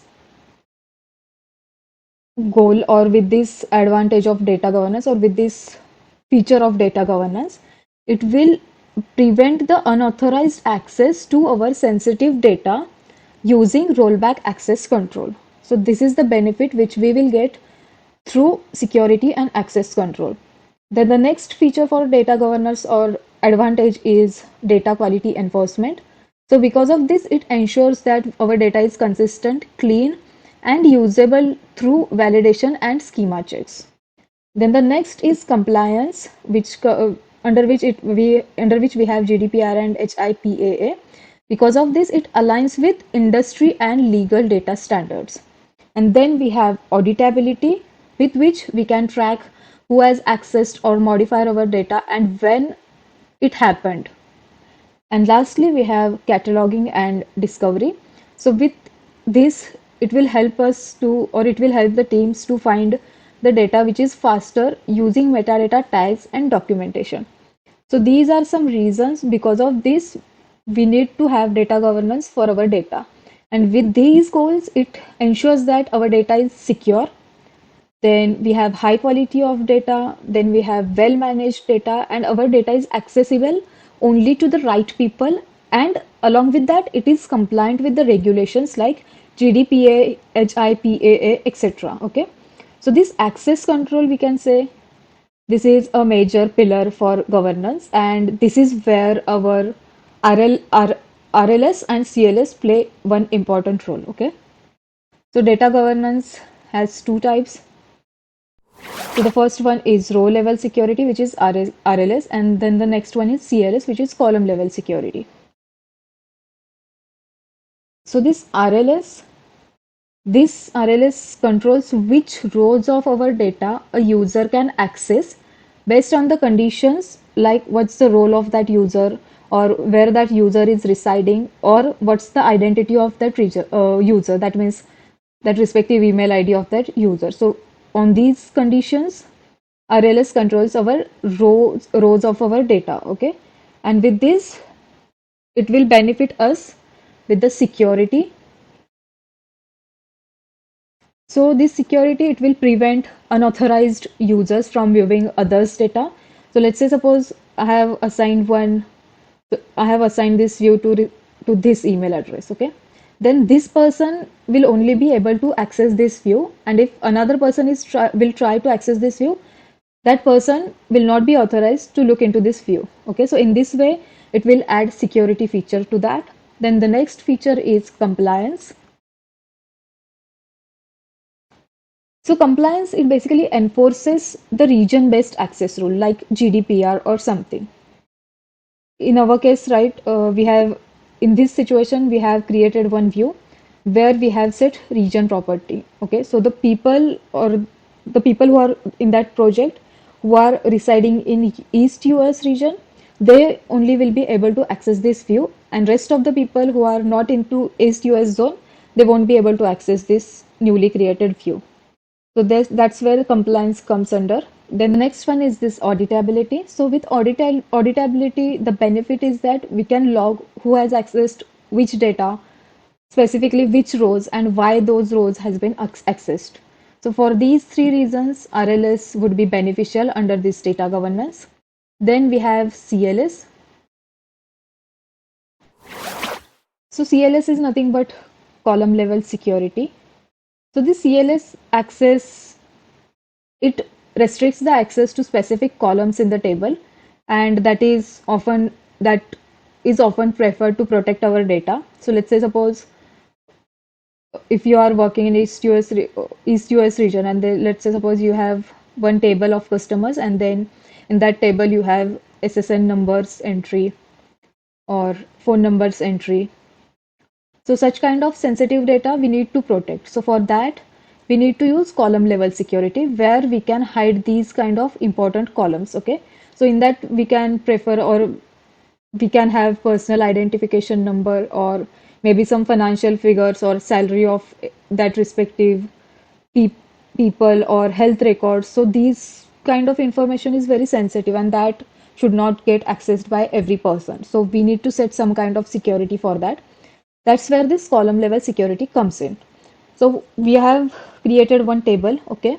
So this one is our table name where we are going to protect our data. So basically we are using CTAS function. So we are selecting row ID, product number, and we are trying to set our column level security to product number in three ways, okay? One, two, or three, and three. And this data we are selecting from global table managed. So how we are applying masking here? So basically we will apply masking to protect our data. So in the first situation, what we are doing? We are applying full mask. So whatever data we have, we are going to replace the data with stars.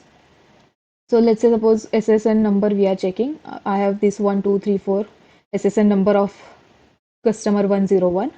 Then after this syntax, that column entry will get masked as star, star, star, star. So this sensitive information will get hidden with star, star, star. And if third person will come or the person who doesn't have authority, if that person will try to access this table, then for these columns, he will see star, star, star, star, and in this way our data will get protected. So I have applied second mask also here, which is partial mask. So here I am concatenating with substring on my product number 1 to 3 and star, star, star.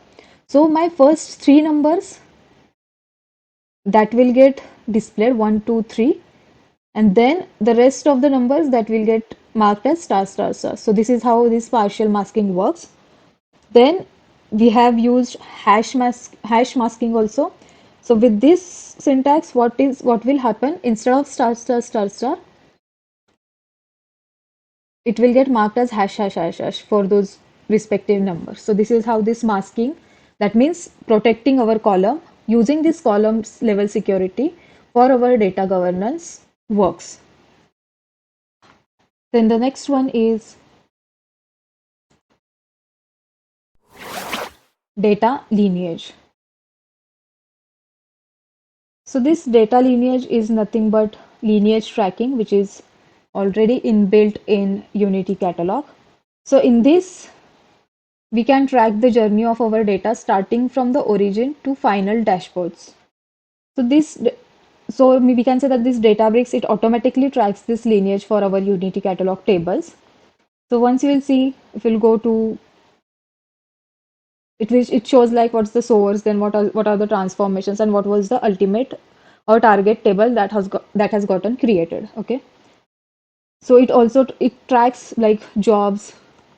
It also tracks notebooks, our SQL commands, then PySpark commands that will get also tracked under this, and it will show the data flow too, which is upstream or downstream. We'll see how we can navigate to see this data lineage, and this is how we can see, or this will be the output of data lineage which we can see. We are going to see like for our project where once we will be done with our data transformation, before moving to data visualization, we will go through and see how that data lineage looks like for our respective table. Okay. If in case like if we say like why this is very important, then we need to know that which source to fix if we get any kind of data error. Okay, so for that we can prefer to see data lineage. Then to understand the impact of our changes in our table, for that purpose too we prefer data lineage. And lastly, to track the data quality, and then for the auditing and compliance, for that too we prefer data lineage. So this is how this data lineage looks like. Now we'll start with our practical part. Obviously, like I'm trying my best to cover all of these commands or all of these features of Unity Catalog and Deltalog to cover in this project. I'll try to cover all, but if in case I miss any command, then at least you will have the knowledge of same, that what is this exactly command is and how that command functions. So now let's move ahead and start with our practical part. Now let's try to learn more about management level and the hierarchy. So Azure provides you with the 4 levels of management. So the first one is management group, followed by the subscription, then the third one would be resource group, and the last one is the resources. So if we talk about the management group, so it basically helps you to manage the access policy or the compliances for the multiple subscriptions. So all the subscriptions in that particular management group, it automatically inherits the conditions which are applied to that respective management group. So subscription, like what is subscription exactly? So subscription, we can say that it logically associate the user accounts with the resources which they create. So each subscription has limits or the codes on the amount of resources it can create or use. So organizations can use these subscriptions to manage the costs or the resources which are created by that particular user or the team or the project. So basically in the company, what they do that for any respective team or that particular user, they will allocate one subscription so that whatever user will create across that subscription, that will get billed for that subscription. So it will logically associate that user with the resources which they have created. So this is how this subscription level works. Then the next one is resource group. So if we talk about it, then the resource group, we can say that is a logical container where you can deploy and manage the Azure resources like virtual machine, web apps, databases, or the storage accounts. So we can say that it is nothing but a logical folder in which we are going to store all our resources. And resources are nothing but the instance of your services which you can create in that resource group. So in our case, we have these services, right? Which is like ADF or the Databricks. There are Synapse also, which we will use into any another project, or SQL database or ADLS, or like any virtual machine. So these all are nothing but the resources, which are nothing but the instances of the services which you can create. And we basically what do we store all these services into a particular folder. So that folder is nothing but a resource group. So in this resource group, I can say that I have stored this SQL or the ADLS. So that depends on you. So what we'll do, like we'll have subscription. If you have free account, then you will get that subscription for particular dollars for the free. Or like if you're using pay as you go, then you will create one new subscription. And in that new subscription, then you will create this resource group. And in that resource group, you will create all the resources or instances which we are going to use to create our ETL pipeline. So this is how this management level and hierarchy works. So now we will try to implement this management level and the hierarchy in our ETL pipeline, and we'll see how we can create the subscription, then resource group and the resources, and via that or through that we will create our pipeline. So now let's move ahead and see our practical part. Now let's start with our practical part. This is Microsoft Azure portal. Click on Get Started with Azure if you are new to this portal, and try Azure for free. You will get $200 USD credits for 1 month. It's always preferable to start with free edition and then you can switch to pay as you go. So once you will log into that, this is how your portal will look like. Now, as per our management hierarchy, we will start with the creation of subscription. So once you will click on subscription, you can search from here to just type subscription. So here it will display all the subscriptions whichever you have, subscription name followed by ID and so on. If you are using free edition, then you will get free edition subscription here. If you don't have, then click on add. Once you will click on add, give your subscription name, add your billing account detail, that means credit card details on which you would like to have billing for your Azure, and then click on review plus create. So right now, as I have my own subscription, I'll prefer that subscription, and now we will move ahead and we'll create our resource group. So for that, search for resource group. So this resource group will act as a folder to all of our Azure services which we will store, which we are going to use for our project. So I already have this resource group which I'm going to use, but still I'll show you how to create this resource group. So click on create, then select your respective subscription, give your resource group name. Right now I'll give this name, then select region, the nearest region, click on next, next, and then click on create. So once you will click on create, it will take some time to create your resource group. Okay, now I'm going to use my already existing resource group, but this is how you can create a resource group, and you are going to create this resource group by clicking on this create button. So once you will click on this resource group, now in this resource group we are going to store all of our Azure services, and as we have seen our project flow, we are going to need our ADLS Gen2 account. Then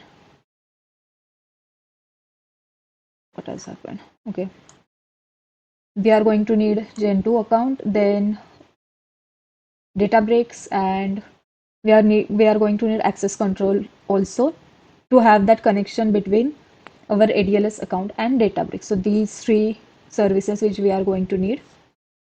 If we'll see our data right now, let's first create these services. So just click on create. First we will create storage account. So click on storage account, this one, click on create, then select your subscription resource group. If you don't have any resource group till now, you can create new one from here, but as we have started with creation of resource group, we are going to opt for the same. Then you need to give storage account name. For the demo purpose, I'll show you how to create it, but I already have one storage account created and I am going to use that. So you will give your storage account name here, select your nearest region, primary service, in our case it would be ADLS Gen2. Then we have performances, one is standard and premium. So for our project, standard would be fine. Then we have redundancies, which is LRS, GRS, ZRS, and GZRS. So now let's try to understand a little bit about all these four redundancies. Now let's talk about the Azure Storage redundancy offerings. So Azure Storage offers like various redundancy options, basically to ensure that your data remains available and durable, and even in the face of like hardware failures or power outages or any natural disasters, we need our data intact. So for that purpose, Azure offers this redundancy offerings. So these redundancy strategies basically reflects your data across the different locations by providing the protection against your data loss and ensuring that business continuity gets maintained.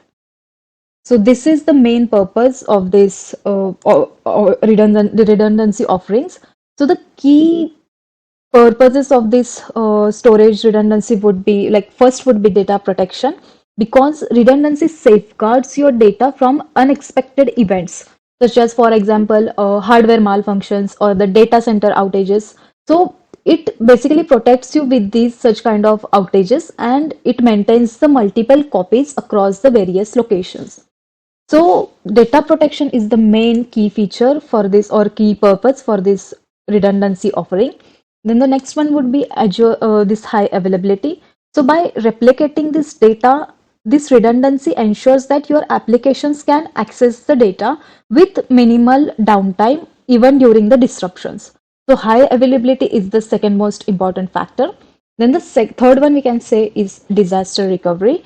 So in the event of any regional disaster or certain redundancy options, it will basically allow you to get protected from these data failures by storing that data into a secondary region. So basically it facilitates the swift recovery and the continuity of your operations.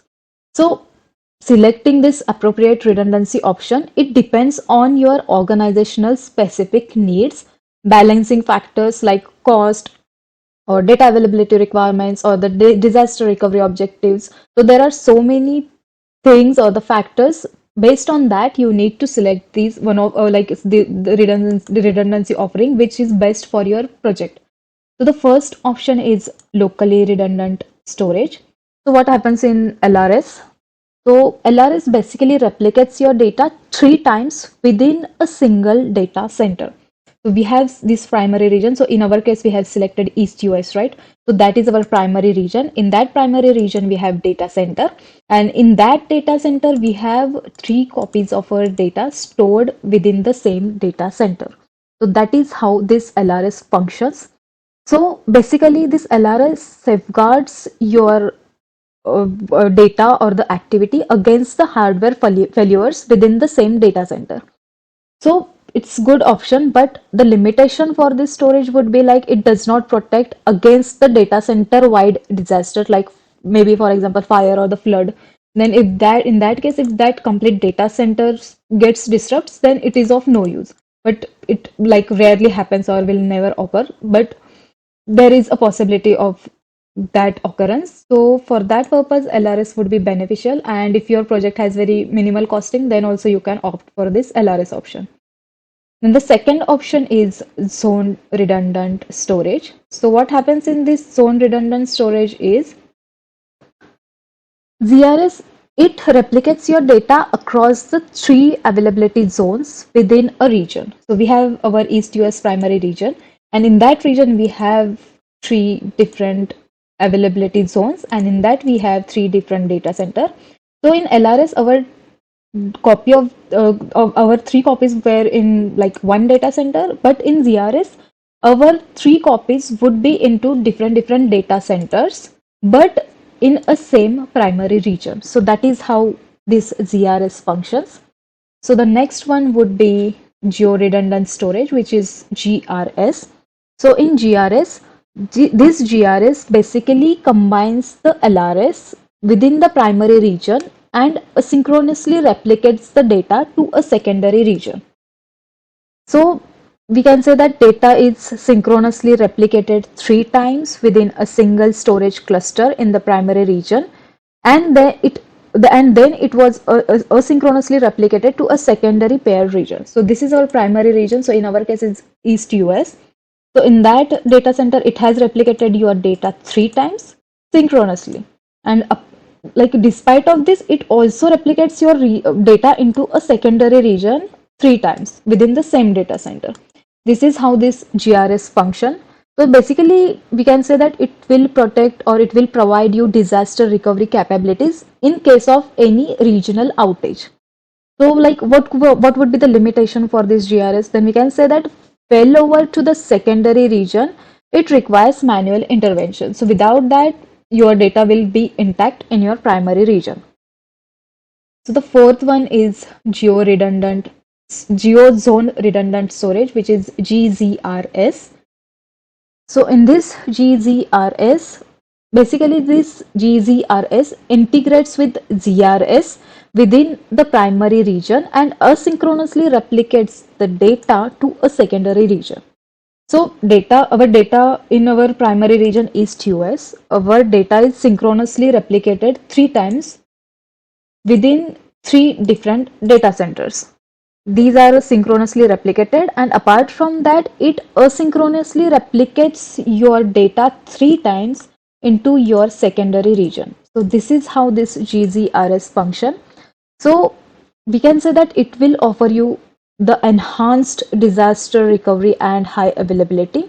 But the limitation would be for this would be like failure to a secondary region. Again, it will require manual intervention. Apart from that, your your data is already copied 3 times into 3 data centers into a primary region. So this is the I can say that this GZRS provides you the maximum protection to your data from all the disasters and recoveries, but it is not cost efficient. It requires a lot of cost.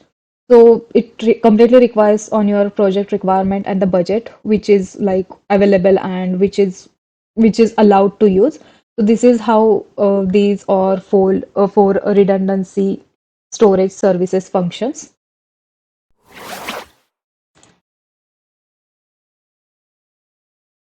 Now, for our project, we are going to opt for LRS. Click on next. Here we have one hierarchical namespace section. So in this section, it is necessary to enable this checkbox. So enabling this hierarchical namespace, it will allow us to organize our data into the folders. So as we know that in ADLS account, we are going to create 3 folders, right? Bronze, silver, and gold. We are going to create one more metastore for the metastore, but right now just consider three folders because we are going to follow Medallion architecture. So to create these folders into our ADLS Gen2, we need to enable this namespace because it will act just like we are organizing our files on the computer. And it's essential for it's this one is one of the essential feature because it will allow us to have fine-grained access to our folders. So as we know that when we are using ADLS and afterwards we are using Databricks for our data cleaning and transformation. So at that time we need our Databricks to interact with this ADLS account so that it can pull the required files from ADLS Gen2 to Azure Databricks and then shift or copy or save our transformed files into other folders. So this access needs to be set at directory level or till fine-grained level. So for that, this hierarchical namespace is important. Hence, we will enable that and we'll move ahead. So click on this. Then we have 3 tiers, hot, cool, and cold. For frequently accessed data, we need to prefer hot. Then for infrequently accessed data, we need to opt for cool. And the cold one is kind of archival. So for rarely accessed data, like once you will use that data once in a while after 180 days or 90 days. In that case, you need to prefer cold access tier. So right now in our case, it's hot access tier.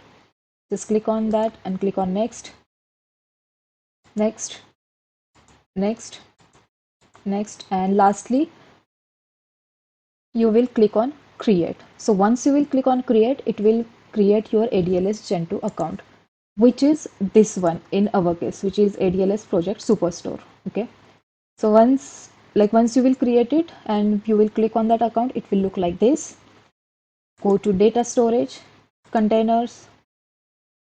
So here now we will create one container. Maybe we will give the name as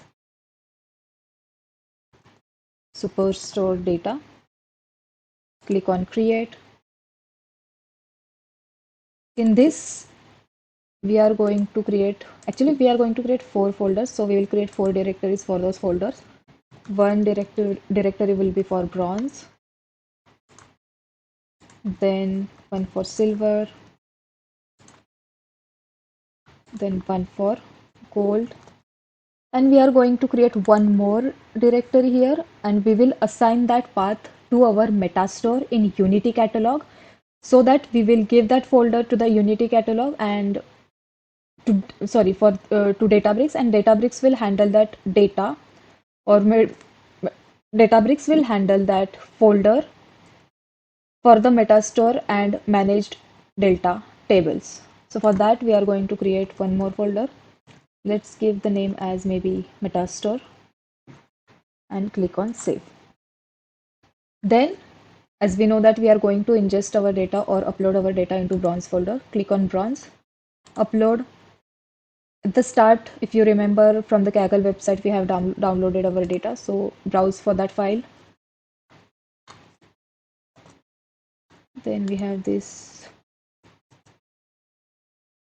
superstore.csv file. Click on upload. So now we have ingested our data here. So now our ADLS part is ready. Now the next part is to create Databricks. So for that, again, come back to your resource group. Again, I have already created one Azure Databricks. I'm going to opt for the same, but still I'll show you how to create one. So click on create, then search for Azure Databricks. Click on the same, create. Select your subscription, respective resource group, assign workspace name for your Azure Databricks. Select region, the nearest one, and let's say suppose I have selected East US region, then when we are creating Metastore, right? At that time, at that time also, I'm going to select East US region only. So I'll remember that I have selected East US region. The pricing tier, go for the trial one because it's 4 days free edition. Managed resource group, if you don't give it that, then it is also fine. It's optional, but it's always preferable to give one name here.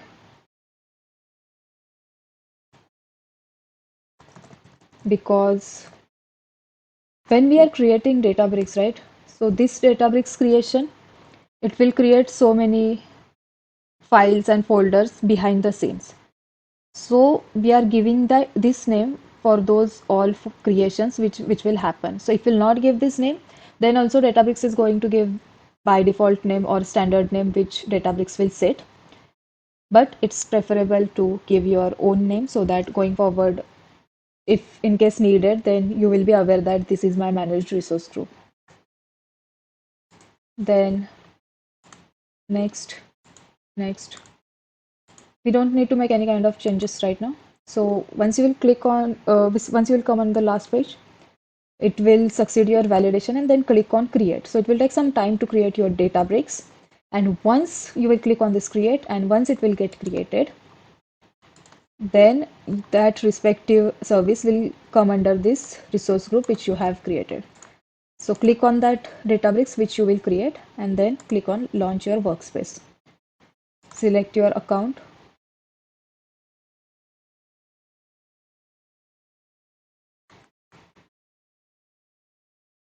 So this is how my Databricks looks like. Now we are going to create one access connector too. We have already created it, but I'll show you how to create this and why do we need to create it. So again, come back to your resource group, click on create, search for access connector. This one, access connector for Azure Databricks, click on that. So why do we need this? So when we are in Databricks, right? And when we are going to create Metastore. So for that, what you need to do,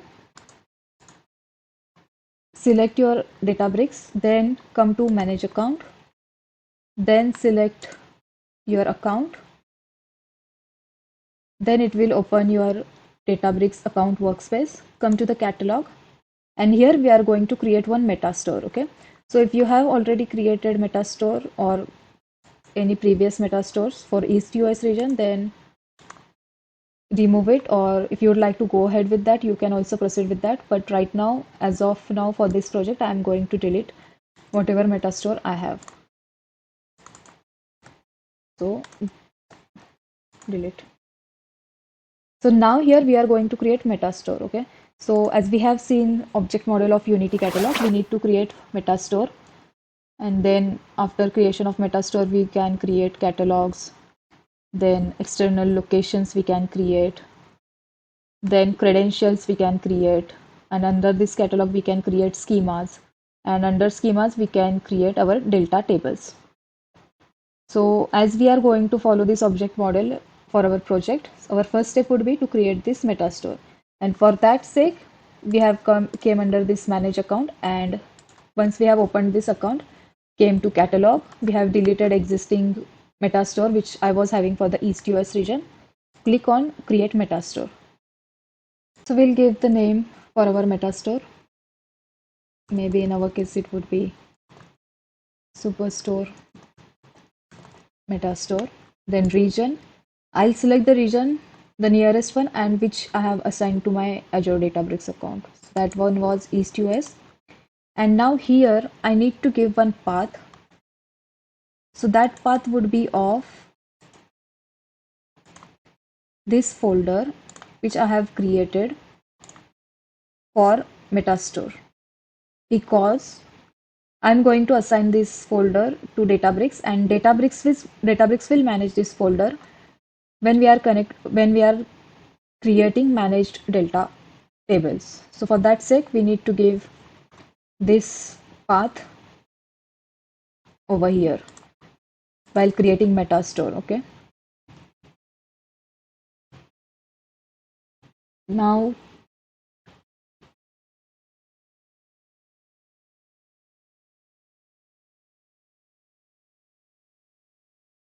let's start with this ADLS path assignment. So our folder name is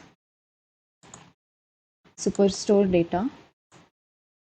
So we'll give name as Superstore Data at the rate, and then ADLS Gen2 account name, then .dfs.core.windows.net slash, because we under this Superstore Data again we have folders, and that folder would be Metastore. So this name again I need to give it here because specific this folder, Metastore folder, we need to assign, not the Superstore Data folder. Okay. So this name I'll give it here, and then slash. And now here I need to give access connector ID, which we were creating earlier. So why do we need this access connector ID?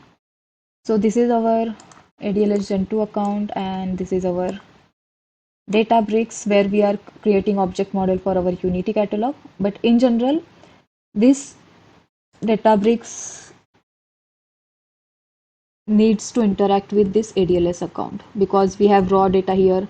We are going to pull this data to Databricks. We are going to perform some operations on that, and then we need to save our data back to our ADLS. So this connection that will get provided by access connector ID. So for Metastore 2, we are going to create this access connector ID, and we will give that ID here so that it will be easier for Azure Databricks. And in Azure Databricks, it will, along with Azure Databricks, it will be easier for Metastore to interact with one of the Azure service, which is ADLS. Okay, so for that sake, we are going to require this access connector ID. So now coming back to here to our resource group. Again, I have one access connector ID which I am going to use, but still I'll show you how to create one. So click and search for access connector ID for Azure Databricks. So this one we need. Click on this, click on create. Select your subscription resource group. Give your access connector ID name here. Select the region. Again, I'm going to opt for East US region. Next. No changes. Next, next. Lastly, once your validation will get succeeded, click on create. So once you will click on create, it will create one access connector ID that will look like this. Okay. So once you will open that access connector ID, then we have this resource ID which we need to assign it over here while creating Metastore. So click on this copy clipboard and come back to your Metastore creation and simply paste it. Okay. But before creating this Metastore, there is one more step to do, which is once you will click this AC project for Superstore, right? Then we need to assign this access connector to our ADLS also. Okay. So come back to your resource group, go to your ADLS account. Then here we have access control IAM. Click on add. Then we have this add role assignment.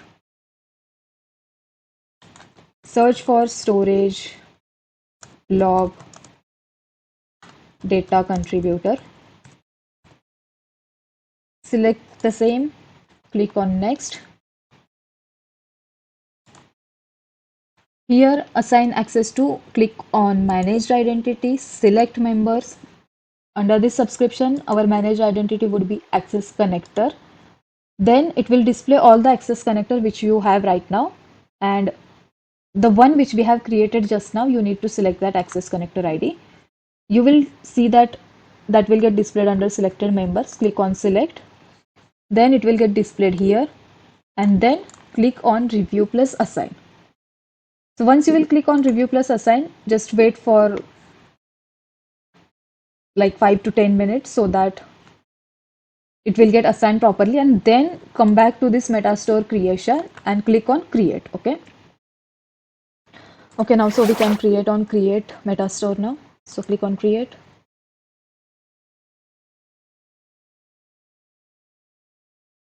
So now our Metastore is created. So once it will get created, it will show you all the Databricks workspaces which you have under that region. So as we know that we can have only one Metastore per region. So for East US region, it shows that, okay, you have this Databricks workspace already there. So would you like to assign that Metastore here? Okay. So click on that respective Databricks workspace, then assign. Then it will show you that enable Unity catalog and it will give you some information. So we would like to enable it. Click on enable and then it will give you some message regarding enabling this Unity catalog, and then you will click on close. So now there is one more important thing here. So under this configuration, we have this Metastore admin here. So click on edit. Right now it will show you external intra ID as Metastore admin with which our Databricks has got created. Now let's change back to your ID with which you have logged into your Azure services. So that ID you need to give, because you here Microsoft intra ID which has gotten created, that will not work. So click on that respective email address, and set that email as Metastore admin, and then click on save. So this is one of the most important configuration which you might forget. Now our Metastore has been created. Come back to Workspace Databricks. We are going to create one new folder. So workspaces, I think, okay, workspaces. So we will create one folder in which we will keep all of our notebooks in that, and it's a good practice to have one folder for our work. So my folder name is, let's say, suppose project superstore, and we will click on create. So now under this folder we are going to create our next Python notebook files. So before that, if you will refer my previous project, so in that, as we know that for the Unity catalog object model, we need to create now catalogs, schemas, then under the tables. And for those schemas creation, first we need to set external locations for our medallion, bronze, silver, and gold, because we are following medallion architecture. And for those external locations, we need to set credentials first, right? And in the earlier project, we have created all these things via this UI catalog, and from here we have created external data, then credentials. First we have created credentials, then we have created external locations. 3 locations we have created. Then we have created our catalog from here, and under this catalog once we have created catalog, we have created schemas. So now in this project we will create all these 3 by using SQL commands. Okay, so for that, first we will create our compute. So click on create compute. Compute name will be there, policy will be unrestricted, deselect, put on acceleration. We are going to opt for single node. Select your Databricks runtime. Either you can have 16.4 LTS, 15.4 LTS is also fine. Then once you will select that, select your node type. As it is single node, we can opt till, I think, 10 cores we can opt for. Then I'll select this one, 32 GB memory, 8 cores. Terminate after, you can select time after which you would like to inactive this Databricks compute, and then click on create. So once you will click on create, it will take some time to create your compute. So wait for that time, it would be around 3 to 4 minutes. So just wait for the same. So now our compute is ready. So we'll start with our object model creation. So the first step would be credential creation, and then external locations creation. For that, I'll come to our folder and I'll create one new Python notebook. I think for this we are going to set SQL language. Okay, so the file name would be, let's say, suppose hierarchy creation for Superstore dataset. Okay, connect our cluster. Then from here we can change the language for our whole notebook, and specific to that particular cell you can change the programming language from here. So now the first one would be create credentials. I'll set it as markdown. Shift enter, and then next step would be create 3 external locations. Again, I'll set it as a markdown. So this credential creations we will create from this catalog section. Click on this external data, credentials, click on create credential, select the credential type as Azure Identity only, credential name, maybe Superstore Cred. Again, we need to give our access connector ID here. So come back to our resource group, go to your access connector and this resource ID, just copy that, come back to our Databricks, paste your access connector ID here and click on create. So our Superstore Cred credential creation is done. Now come back to our notebook. Now we are going to create 3 external locations for our 3 folders, and those are bronze, silver and gold. So we are going to assign these 3 folders as a 3 external locations.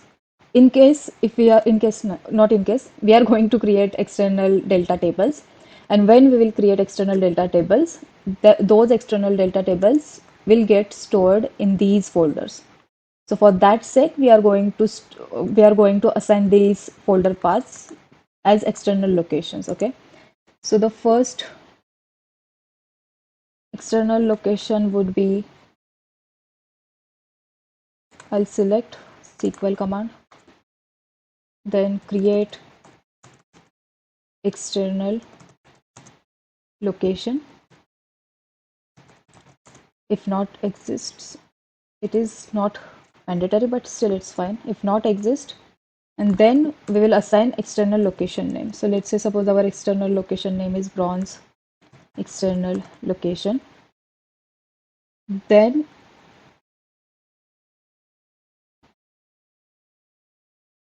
we are going to give URL,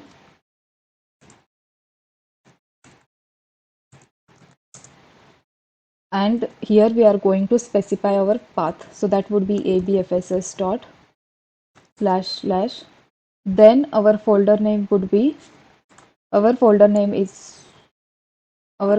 name is Superstore data, so that one, @ then ADLS Gen2 account name. I think this one is our ADLS Gen2 account name. Then .dfs.core.windows.net.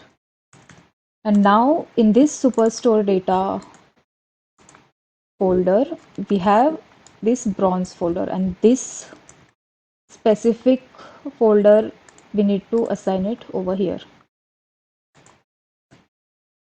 And then we can say with storage credential, and now we need to give that particular storage credential which we have created right now. So that one was Superstore Cred, and click on then semicolon. So similarly we are going to create the same thing for silver and gold one. So I'll make some changes. Instead of bronze it will be silver. In the path we are going to assign silver folder, and then the third one will be for gold, and again change the path folder, it would be gold, and click and then have shift control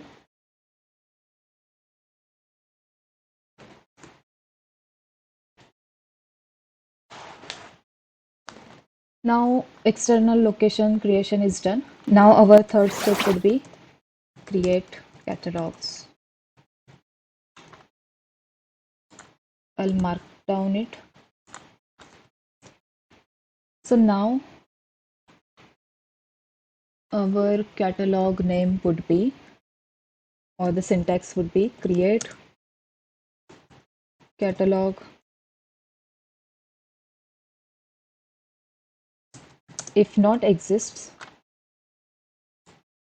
It's good practice to have this optional code which is if not exists. And our catalog name would be Superstore catalog, semicolon, and then shift enter.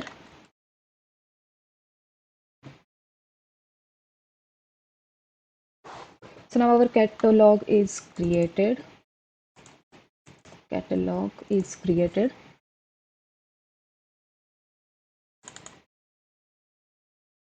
I don't know why am I giving.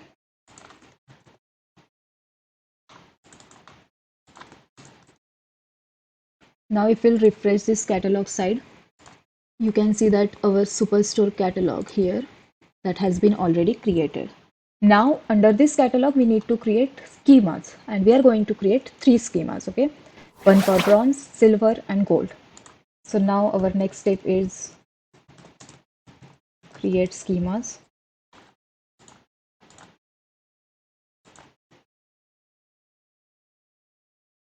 So for that syntax would be create schema if not exists. Then we are going to assign this schema under our Superstore catalog, okay? So the path would be, first give your catalog name, which is Superstore catalog dot, and then give the name of your schema, whichever you would like to have. So let's say suppose the first schema would be bronze schema, okay? Then create for silver and gold, okay? So this is how we can create 3 schemas. Now shift plus enter.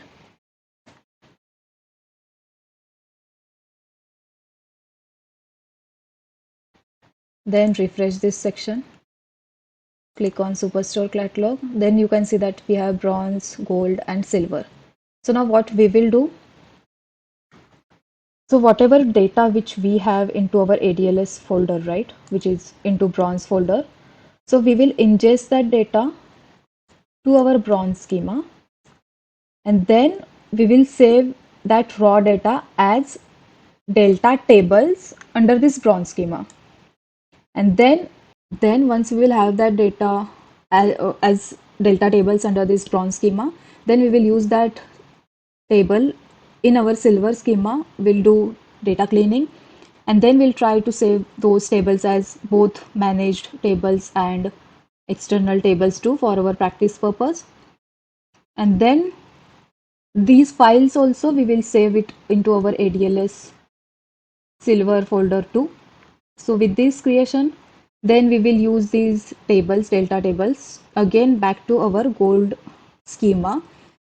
Here we will do data transformation, and with that again we will create both type of delta tables, and we will also save our files to our ADLS gold folder. And we will use these delta tables for the dashboard creation purpose too. And in this all creation, we will see how our files will get created under the silver gold folder into ADLS. And along with that, we also have one more folder which is Metastore. In that too, we will see which files are getting saved over there. So we will see all of that things in this project. So now let's move ahead. And now I'll create one more notebook, and maybe that will be our Medallion's first step. So maybe I'll give the name as data ingestion work. And now in this notebook, first we will connect it, and in this notebook we will see how we can fetch that data from ADLS to here, and we can create delta tables for our raw data. So now let's move ahead with that. Now import all the functions and types from the PySpark. So this will be the syntax. So we just need functions and types. So PySpark.sql.functions import, we are going to import everything, so star, and similar goes to types. Shift enter. Now we are going to use our Superstore catalog, okay? So we'll specifically say use catalog and then Superstore catalog, and under this use schema, and right now we are going to use bronze schema, semicolon, shift enter. Now let's try to read the file which we have here. This one is superstore.csv, okay? So for that we will have one data frame. I'll give the name as maybe df bronze, then spark dot read, then format. So right now our format is CSV because our file is into CSV format. Then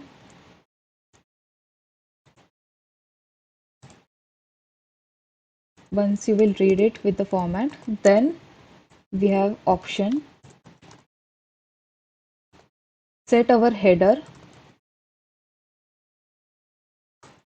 as true, then infer schema as true. Then we are going to load our data. So with header, what will happen? So if we have set it as true, then it will give me correct answer, one correct output, because it will show properly column names and then as headers, and then it will show respective rows downwards. If you set it as true, then these column names that will come as row 1 and your data will be below that, which is inappropriate and it will cause mess going after. So that's why header needs to be set as true, and infer schema true. That means Databricks will set data types for all those columns by default. So for this we use this header and infer schema. Now let's try to load our file. So the path would be abfss. Then our folder name is superstore data. @ container is this one, ADLS project superstore dot dfs dot core dot windows dot net, and in this superstore we have our data in this bronze folder. So again, after net slash we need to give folder name, subfolder name bronze, and in that bronze folder our file name is this one, superstore.csv. So give that file name here, and then once we will load our data into this data frame, we would like to display our data frame. So data frame name dot display. Shift enter.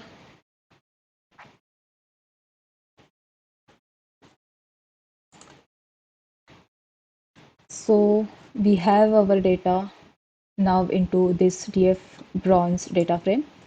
So we are going to load this data as it is to our bronze schema as delta table. Okay, we are not going to perform data cleaning under this section. First, under silver section we will do data cleaning. So right now we will see now how we can save this data which we have in this data frame as a delta table. Okay, for that we can define one function too. Let's say suppose define write to bronze table. Then here we are going to pass data frame, comma, the table name, new table name which we would like to have as a delta table name. Then our data frame is data frame df dot write. Then now we are going to save our CSV file as delta tables. So our format would be delta here, not CSV. Then dot, and mode we will set overwrite. We have other modes too, which are append, error, and ignore. As of now, for this project, I'm going to opt for override. Then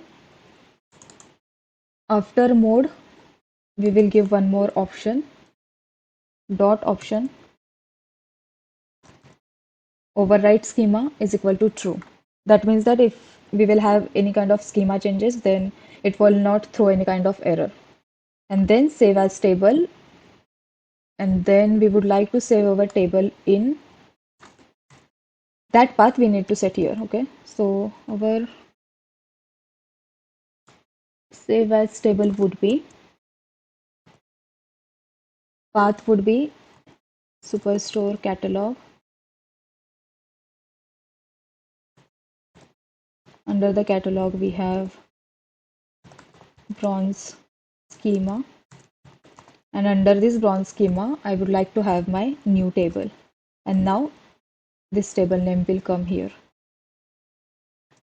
This is the function, or this is how we can write one function. Then now we can call this function and we will set our data frame, which is df bronze earlier. And we would like to save that data frame as table name, which is bronze table. So that will get saved under this bronze schema now. Okay, so now let's try to run this. So it says unexpected ident. Okay, we have forgotten this slash here.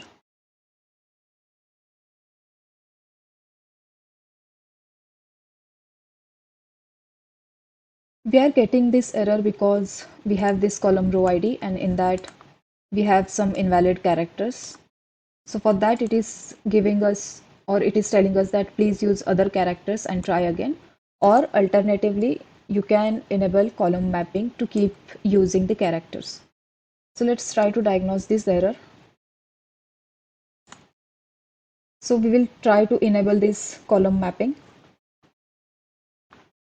Here in the assistant 2, it is saying that you can enable column mapping. So to enable that column mapping, we'll check the code. We'll see they have added this option, column mapping is equal to true.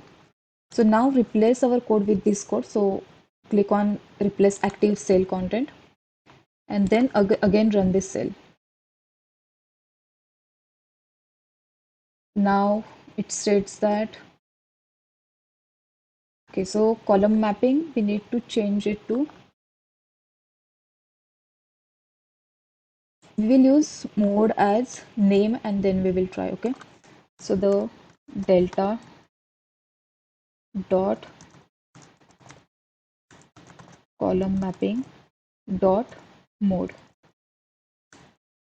and this mode would be name. Now let's try to run this.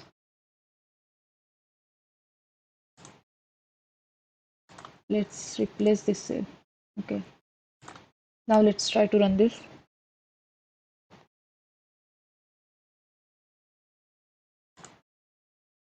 So it has been successful.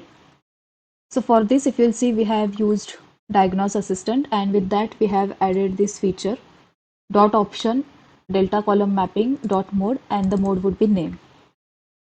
So with this, this delta table creation got successful. So just refresh this, check under bronze schema, we have all of our data here. Click on this and just click on open in catalog explorer. So it will open all the entries for that bronze table. Then it will show you, see the type here, it said that the type is managed delta type, delta table. Okay, data source is our delta. Then we have all these columns along with all these types. Then it will show you AI suggested description. If you would like to accept it, otherwise let it be. Then come under details. So if you'll see, this one is our managed delta table, and as we have learned from the theory, see, this managed delta tables get handled and managed by Databricks. Okay, And for the Databricks, when we have created our Metastore, we assigned one path which was of this Metastore folder. So if you'll see, once you will click on that, you will get one file here. Click on that, tables section, click on that. It will show all the tables and all the files it has been created right now. Okay, so the table name, let's try to see. So if we'll see the location, storage location which we have given to Metastore, that will get displayed here. And under this, under the tables, under this file name, we have our data. So that one is DDC8. DDC8. So this is the file under the delta log. You can see JSON and CRC files. Click on JSON file, click on edit, and then here you will see all the information, metadata level information, which has gotten triggered when we have created this table. So this is the metadata information that will get saved under this delta log. Then I think this information is enough. So you got to know that we have created this delta table, bronze table, and that is managed delta table, which will get handled by Databricks. And back to our notebook. Now we are done with our data ingestion. Okay, so now whatever data which we was having into the files in our ADLS folder, that raw data which was into CSV format, we have pulled that data into Databricks, and then we have created managed delta table here, and that we have saved it here under the bronze schema. Now we are going to create one more notebook. In that we will perform data cleaning operation, data cleaning activity.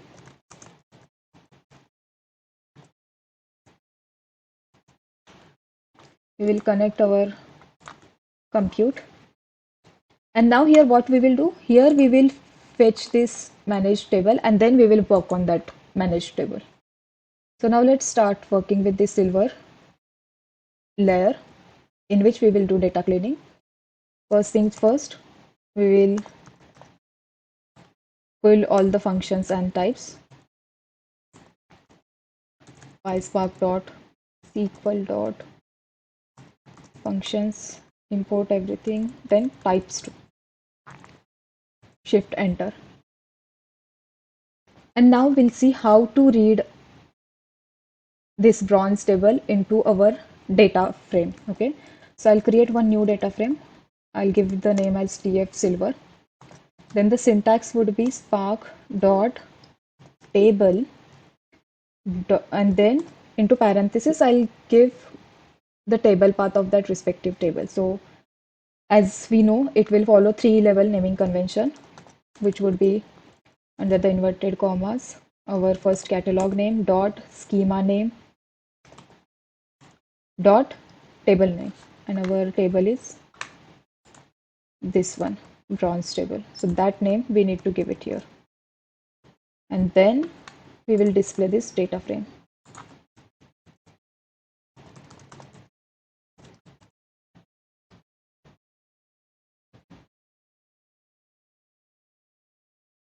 So this is how our data looks like. We have around 10,000 entries and it has taken 3.03 seconds to load this. Now let's try to see our column names and their respective data types. So for that, what we can do, df silver dot, we have command which is print schema.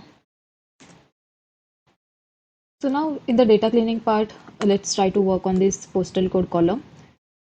So postal code sometimes lose leading 0 if we are casting that type as integer. So if we would like to preserve the exact codes, it's better to convert this type to the string. So we will convert the type of this postal code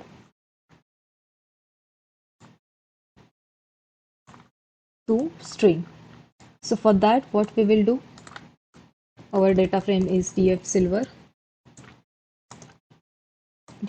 dot, then we will use with column, our column name is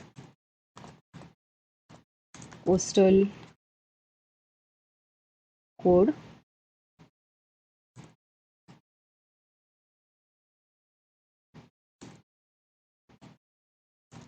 and then we will use the same column only, postal code, and we will cast it as this integer type would be string in the inverted commas. And then we will display our data frame.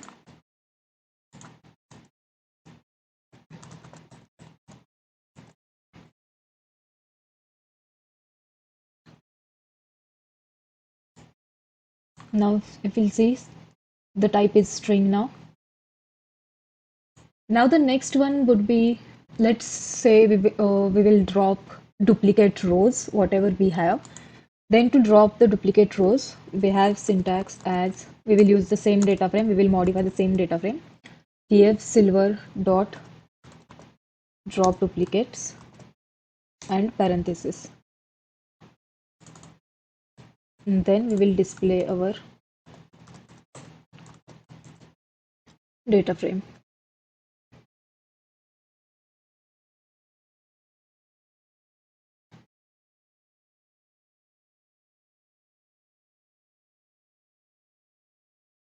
So this would be our data after deleting duplicate rows.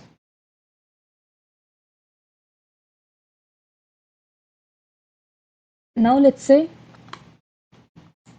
we have these columns, right, which are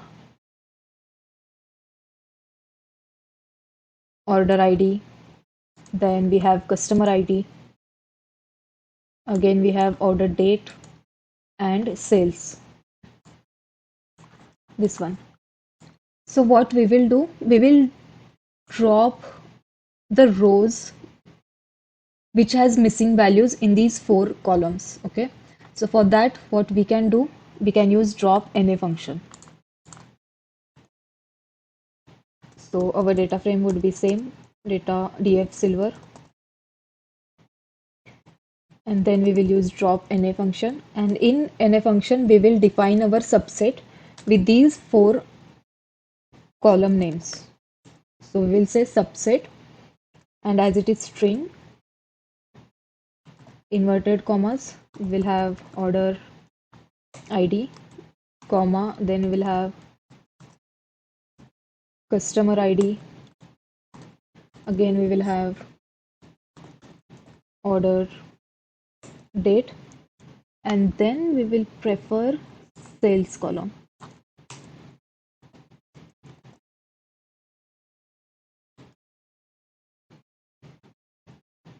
And now let's display our new data frame, or modified data frame, existing modified data frame.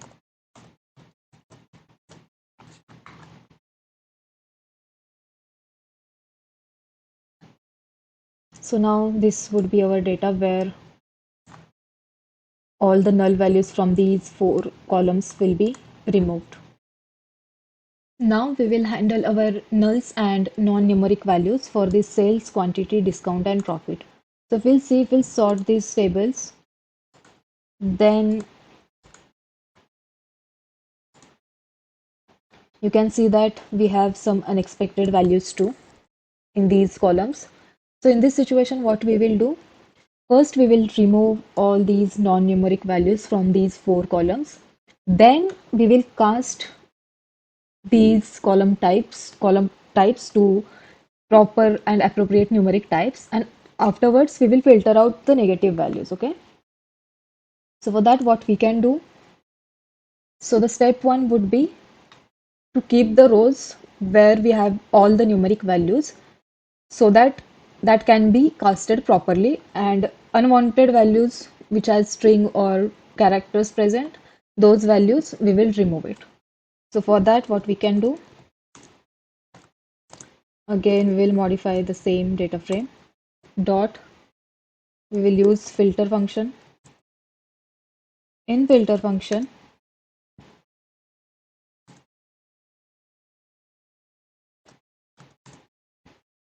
we will use column, which is, first we will use sales column, then dot sales, then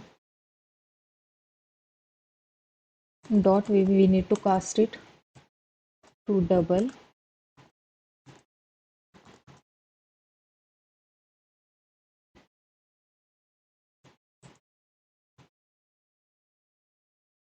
where it's not null, and then we will use AND operator.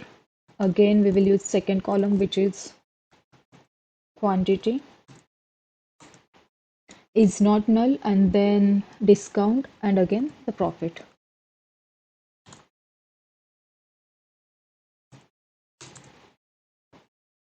Now let's see if it is working fine or not.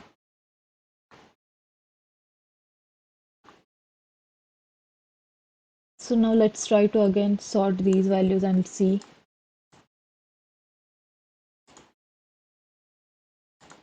So now we'll see those unwanted values which we were having earlier here. Those values are removed. And now let's try to check schema 2 if it has been changed or not.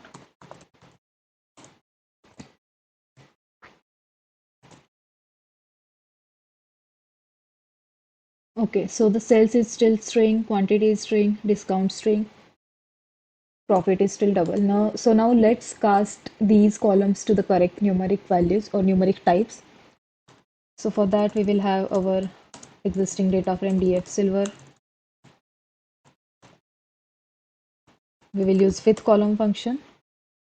Then sales, we will cast it to double. Then quantity we will cast it to int.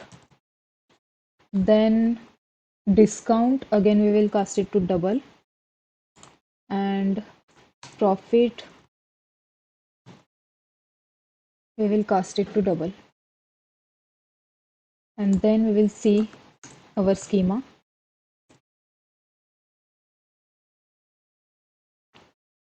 Now if you'll see, we have sales into double, quantity integer, discount double, and profit double.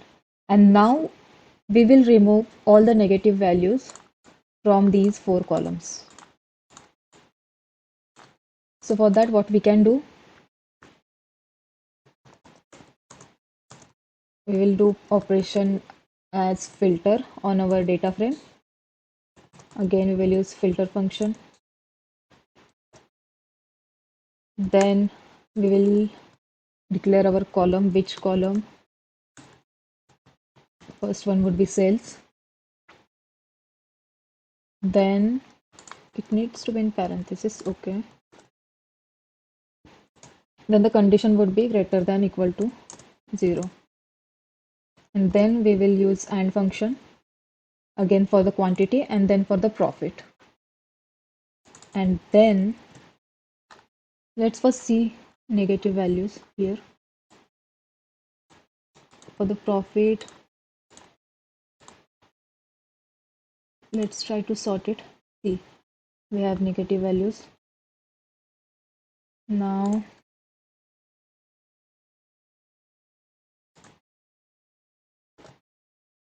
again, let's try to display this function.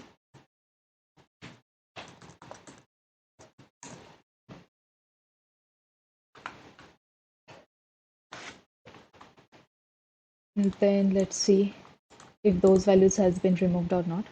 So if we'll see, our negative values has been removed. So this is how this function works. So now let's move ahead and see standardization of string columns. Now, as we know that we have some columns with string values. Let's say suppose ship mode or maybe customer name, then we have segment, country, city, state, and then we also have region and category. So what we will do for these columns, from again we have subcategory 2 and product name 2. So for these columns, what we will do, we will trim the white spaces which are available in these columns, and with that we will convert all these text to the uppercase. So for that, what we can do,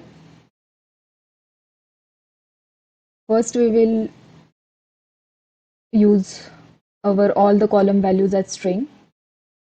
Let's first do that.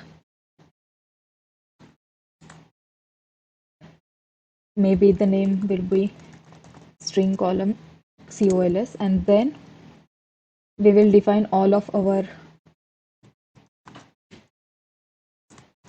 column names which we would like to change. So these are, I think, given by the okay. So now ship mode, customer name, then we have segment, country, city, state. We have forgotten region.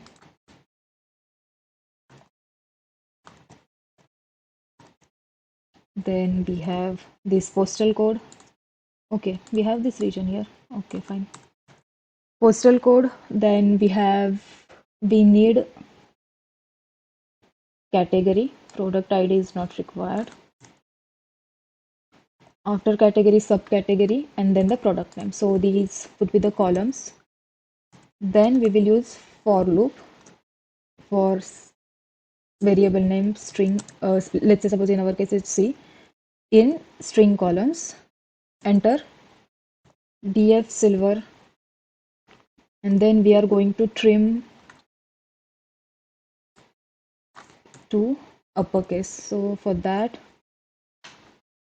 after trim, we need to say upper. So we will use this upper function, and then we will close this parenthesis, and then we will display our data frame. So this would be the syntax to trim our all the white spaces for these columns, and we will convert, or we will trim all these columns to the uppercase. So for that we have used this for function. So now let's check it.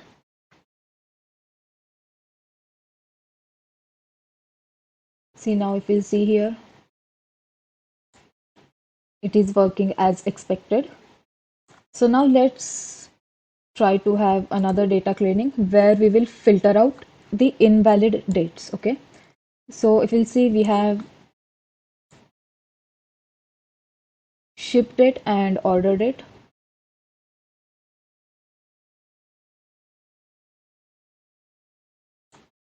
We have these two dates, right? So we will remove the rows where ship date is before the order date. Okay, because it doesn't make sense, right? But first you will place one order and then your order will get shipped.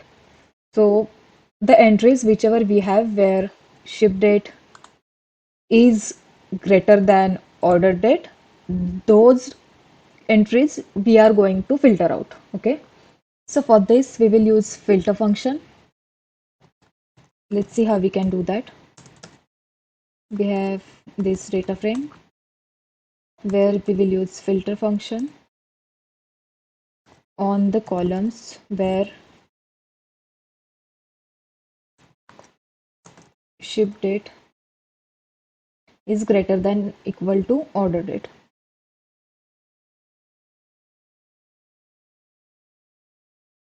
We'll keep it as greater than order date, and then we will display our data frame. So in this way we will make sure that we have only valid entries. So before this, what we will do, we have some entries as column names as product underscore ID, sorry, product space ID. We will replace those column names as product underscore ID. So these spaces we will replace it with underscore. And for this one column name, which is subcategory, we have sub hyphen and then category. Then in this situation, we will replace this hyphen with the underscore. So for that, what we can do? So for this, we will first list all the column names which we would like to rename. And these are those columns which are ID, date, ship date, mode, and so on. And then we are going to rename these columns one by one. So for that, we are going to use for function. And under for function, we are going to use if function.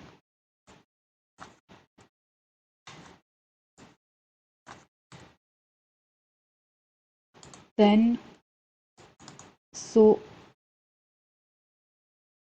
then we will give one variable name in this list of columns. Then the new name, with the old name, we will replace these blank spaces with the underscores and hyphen with the underscores.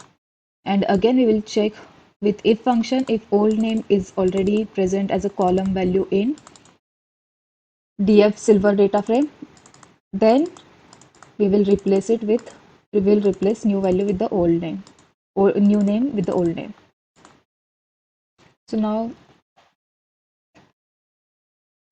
let's just check if it is working or not.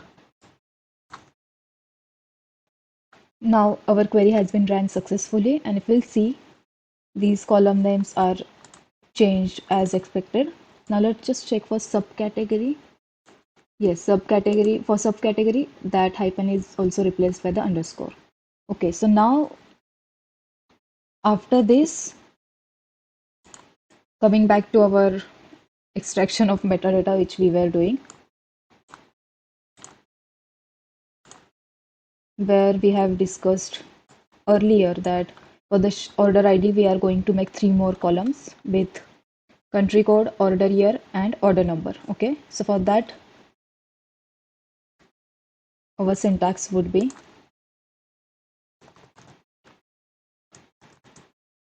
the data frame name dot with column, and with column we are going to assign new column name as country code, comma, where we will split our column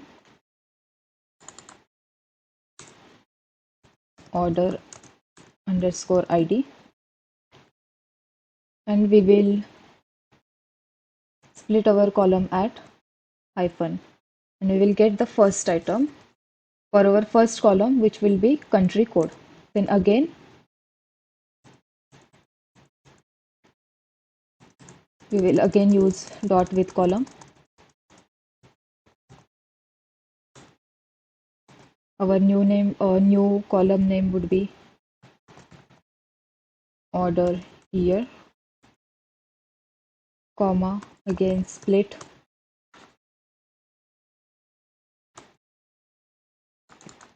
this name would be order ID only, and we will get item 1.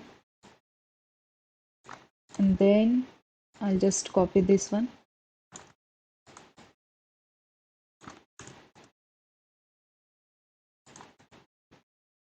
We are going to get second item, and the name for the same would be order number. And now let's see how our data frame looks like.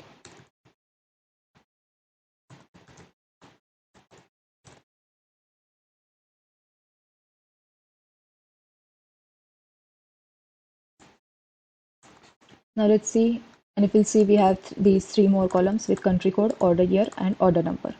So similarly, we are going to repeat the same steps for product category. So for product ID. So for this also we are going to create 3 more columns, and I'm deliberately doing these schema level changes so that we can see how schema evolution helps us using this Delta Lake format.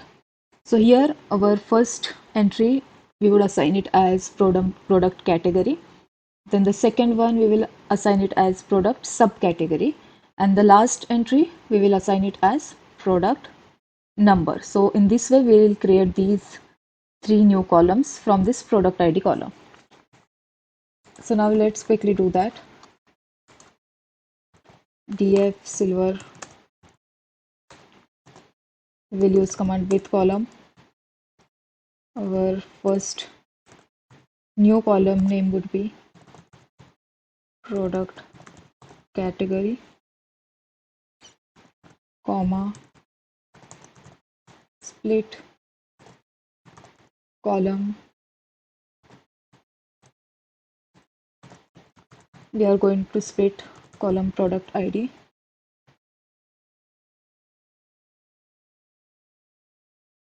comma, and we will split it at hyphen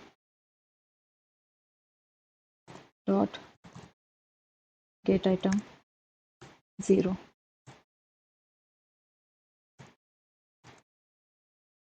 Then similarly for 1 and 2. And then we will display our data frame.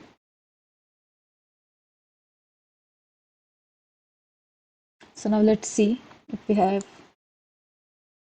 yes, we have 3 more columns for category, subcategory, and number. Now what we will do, we will try to drop all the null values, okay? So for that, like if we have any null value present in any row, that respective row will get deleted. So for that, we can do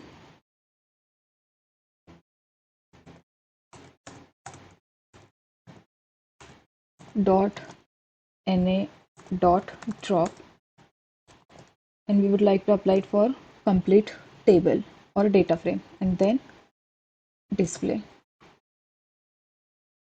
So this is how we will drop all the null values from our data. Now I have realized that by mistake I have forgotten this row ID to mention to replace space with the underscore. So for that, what I can do, I will go back to that particular syntax.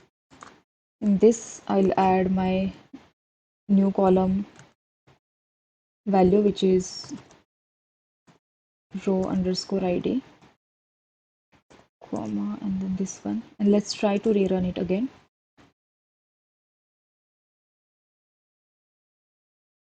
Okay, now this row ID has been also replaced. Now we will try to save our this cleaned data frame, which is df underscore silver, into this silver schema. Okay, and the format obviously would be delta format. So we are going to write our data frame with the format delta, then mode would be overwrite. Then for this schema evolution, as we know that I can add dot merge schema. I think for this we have options, then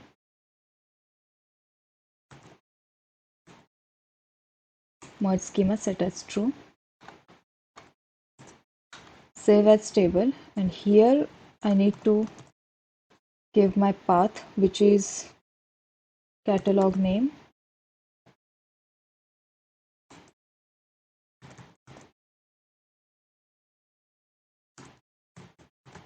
dot schema name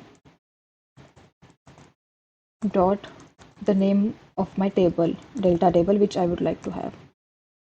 So now let's try to run this.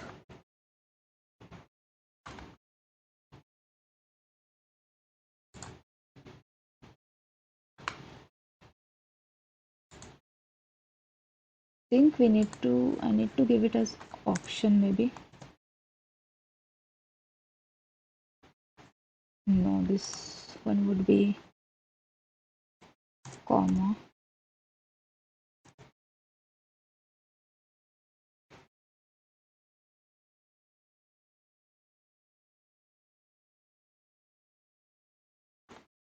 Yeah, it's right. I'm giving option only. Let's try to diagnose it.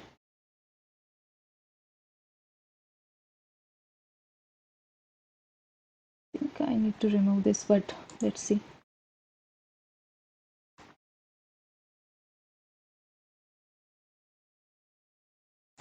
Yeah, I need to remove this curly braces, but let's replace this with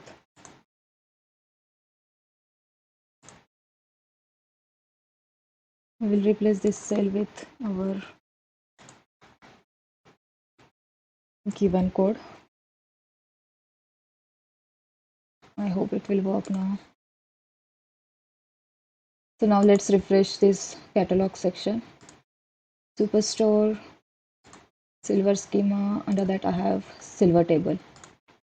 So for the bronze table, we have gone to open in Catalog Explorer to explore the details. So for this, what we will do, we will use our table utility command, which is describe. For this, I need to select SQL language, describe, extended, and then I need to copy my table path, which we can do from here, copy table path, give that table path here, semicolon, enter.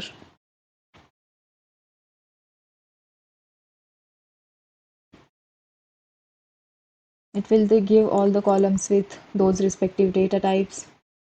It will mention catalog name, what's your schema name, what's your table name, when it got created, what's the type of the same, which is managed. And because it is managed, our storage path would be superstore. In that superstore, this one is our Metastore data file, which we have into this ADLS Gen2,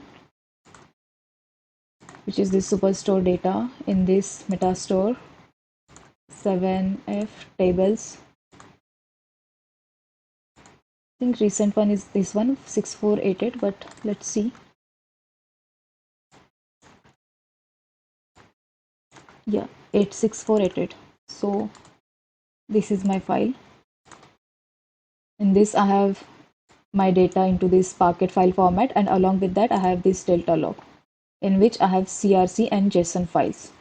So this is how our metadata gets stored, and data gets stored into this external location, which we have explicitly set for this Metastore, which gets managed by the Databricks. So now coming back to our notebook,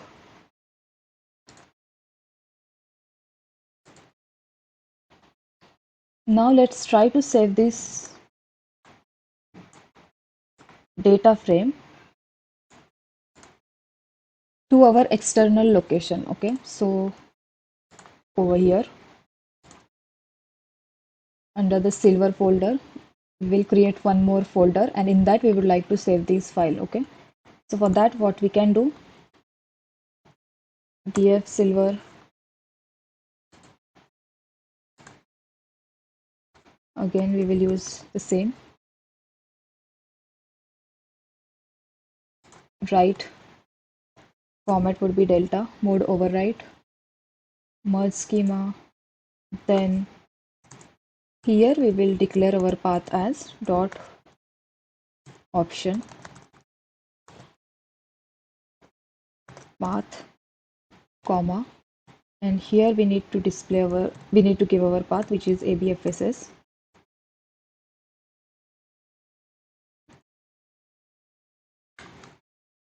Our container name is superstore data.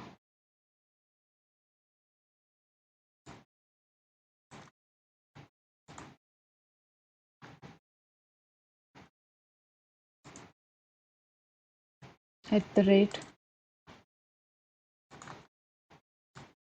ADLS account name is this one, .dfs.core.windows.net, and within this I have silver folder. In that I'll create one more silver table managed named folder, and then dot save.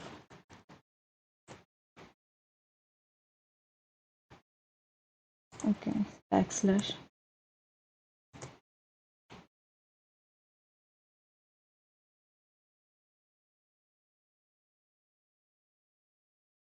I have one space here, so I'll just accept the change. It has been saved. Now let's try to see our silver folder. You'll see we have silver table managed, we have delta log and Parquet file 2 over here. Now let's try to check the type for the same. So we can say that first select SQL command, describe.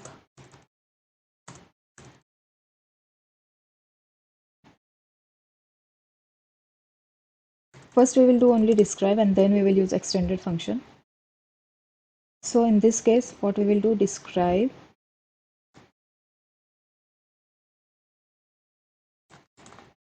I'll select this path. I'll just select this path and I'll set delta dot, then in this I'll mention my table name.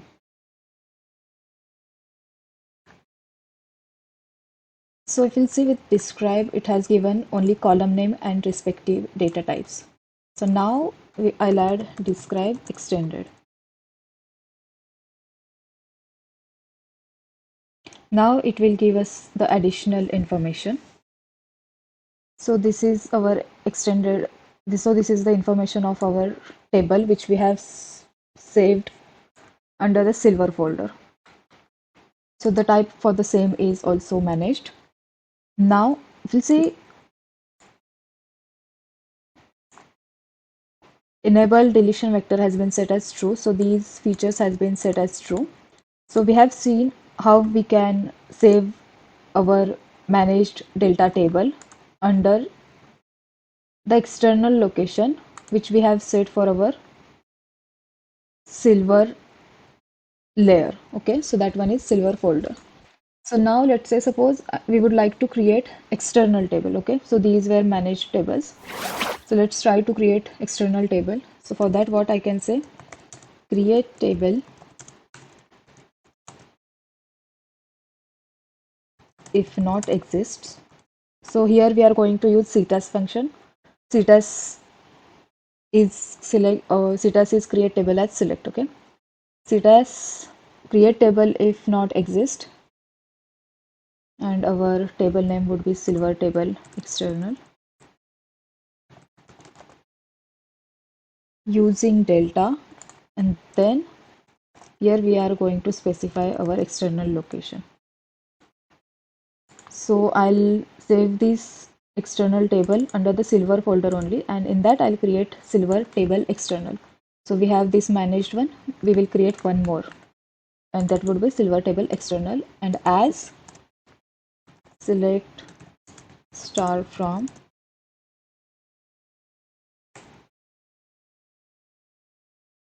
we'll give it afterwards.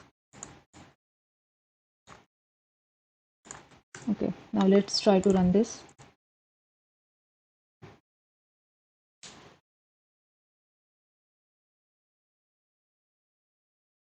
Now we will describe our external table.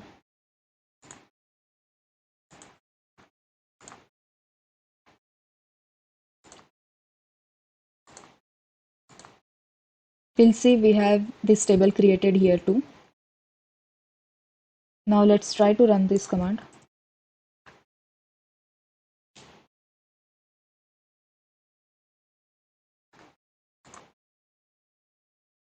Now if you'll see, the type of our table is external, and if you'll see if we have file updated here or not, we'll see we have one folder silver table external, and in this too we have Parquet file, and along with that we have delta log too. So this is how we can create external delta table. So this silver table is our managed delta table, and this silver table external is our external delta table. Now let's try to use DML commands on our table which we have created. So for this we will refer the table silver table external. So for that, let's just select and check the queries which we have, and then we will use update statement on the same. So select distinct, and we will check discount from our external table where our region is west. Okay, let's check if we have any entries for this or not. Okay, now we will update all these discount with 0.15. Okay, so all the values with discount 0 and 0.2, it will get replaced with 0.15. So for that, we will use update command, update, then our table name with discount 0.15, where the region is west.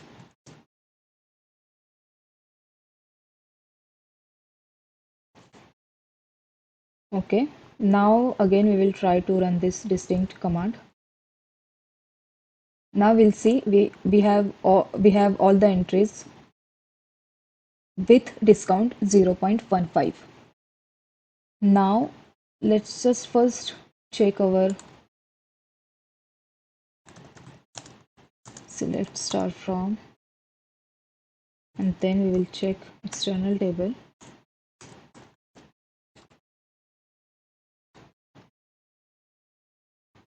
So for this, if we'll check the quantities, where are quantities? We'll sort it. So let's say suppose we would like to delete all the quantities which are equal to 1. Okay, so for that we will utilize this delete command and we'll see. Okay, so before, after update, let's just check how it has changed our table entries.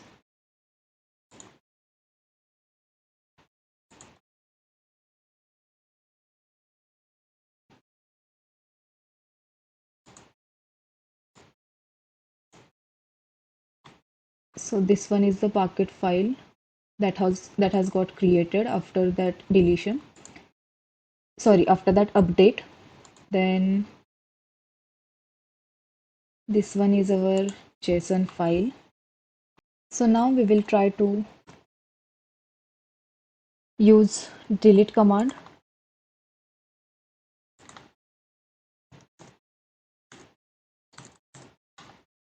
Delete from our table where quantity is equal to 1.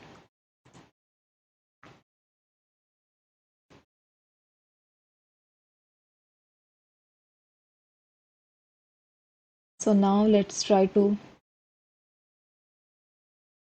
run our external table.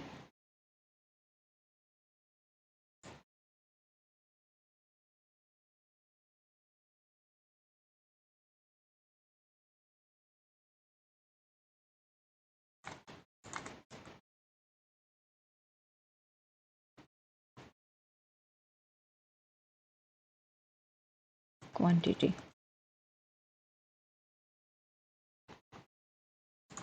Let's try to sort it. If we'll see, this is getting sorted from 2.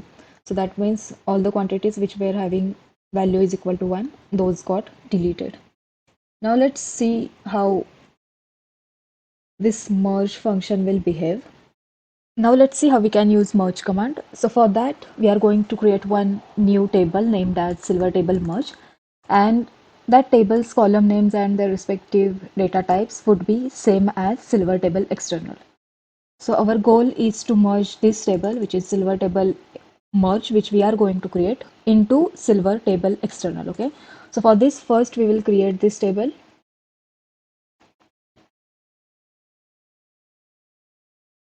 Now this catalog will get refreshed.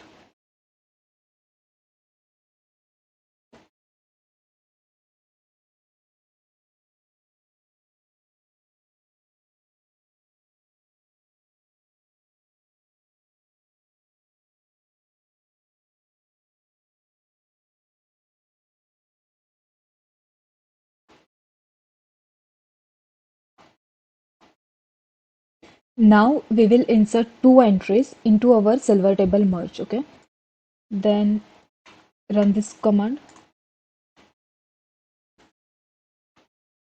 So once we will enter the values in silver table merge, then we will say merge these two tables which are silver table external and then merge. On at that After this on command, we will match order ID of both the target and source. And then we will say when matched, then we are going to update these respective columns and we will map the columns correctly. And then when not matched, then we will insert the values as it is. And these will be the values which will be from the source table. And in our case, the source table is merge table and the target table is external table. So this is how this syntax looks like. And then we will run this query.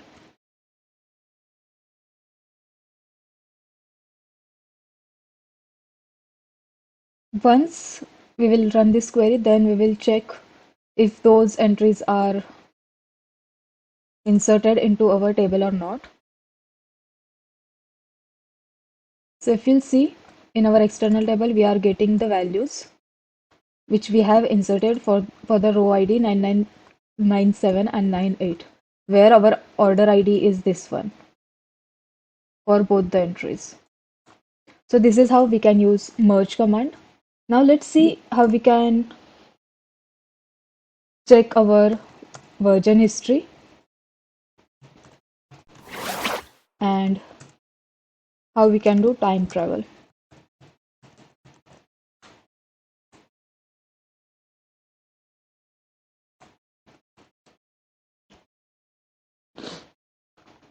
So for this, we are going to use the same column, same table name.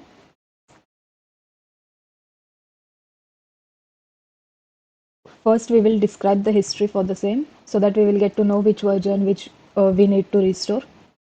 And then we will say describe history. And then our table path, SQL command.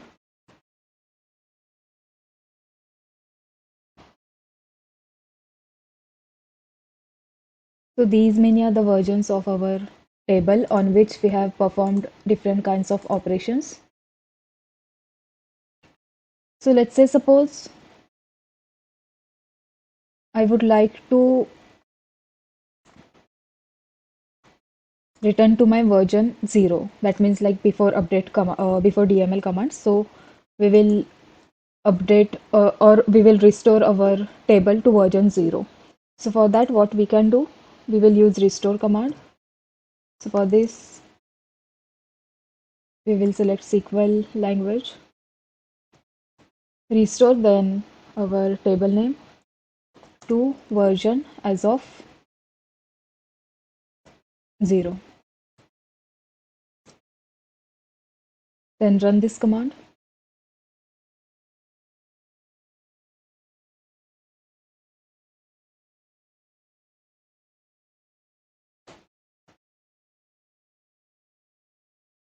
Okay, now we'll just check the entries from this table. Select star from and then the table path.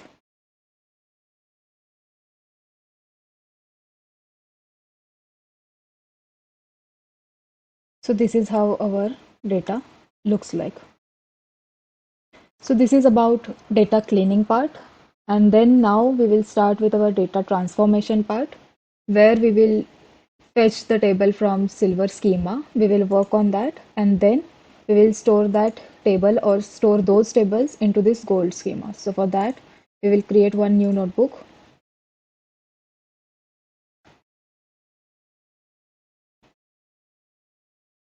We will name it as data transformation.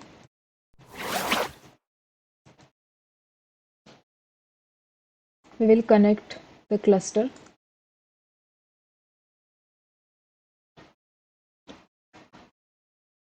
And now first things first, we will import our PySpark functions and the types. So for that, from PySpark.sql.functions import, and then from types import all the types.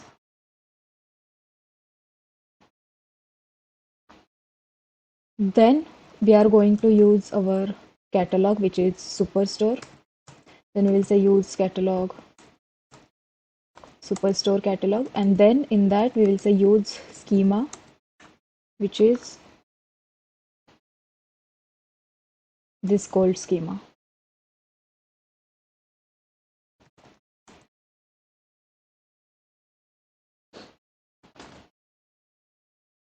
Now let's create one new data frame.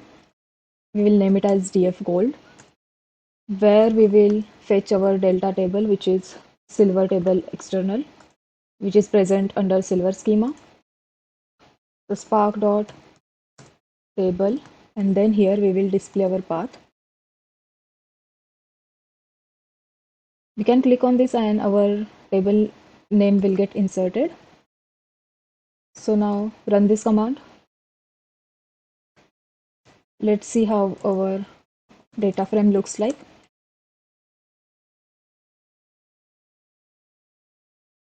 So this is our data frame, DF Gold. Now let's do some aggregation on our 3 columns. Those are this region. Sorry, we will perform aggregation on the columns which are these ones: sales, quantity, discount, and profit,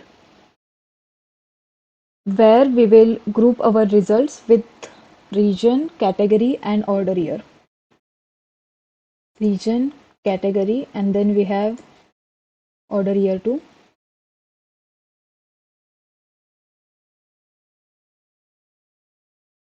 This order year. So we will aggregate these 4 columns based on or group by these 3 columns, which are region, category, and order year. So for that, let's create one new data frame, which is df aggregate data. In that, now we will group by with 3 columns. Those are region, category, and order year.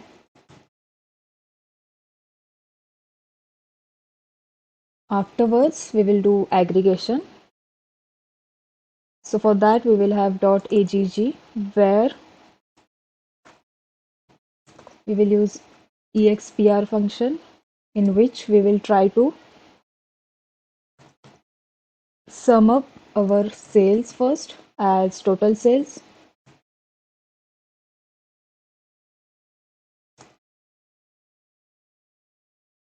Then we will take sum for the profit.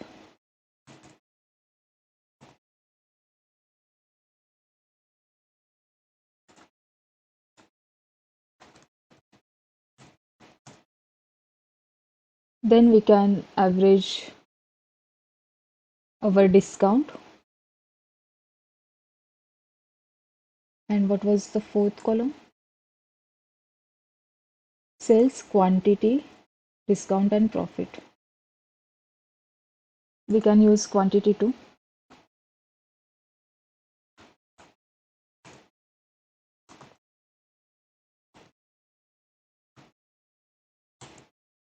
We can have sum too, we can have average too. Right now for this project explanation, I'll take sum for the sales, profit, I'll take sum aggregation, discount, average, and quantity average. You can have sum too for these quantity and discount. Let's try to do it first.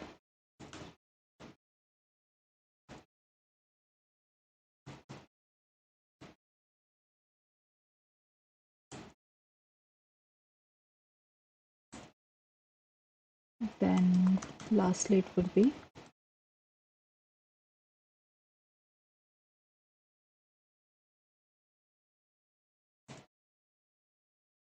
I think these one are fine.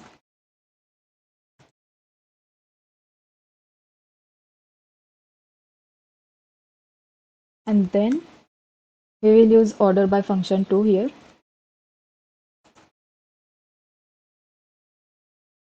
So for that, first we will close this first bracket, and then We will say dot order by region, category, and order year.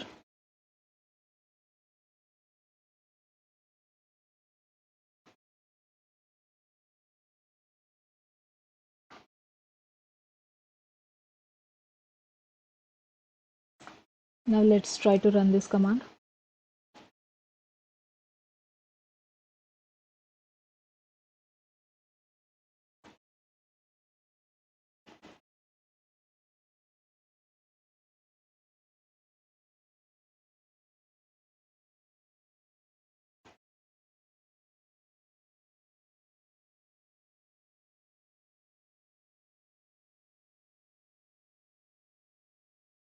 Accept and run. So this one is done. Now we will see how our data frame looks like.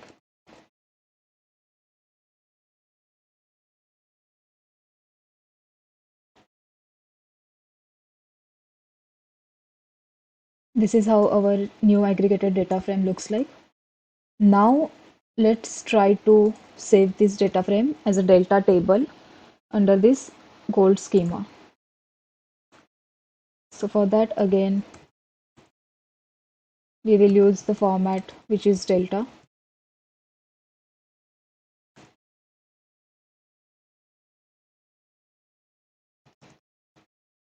Then the mode would be overwrite.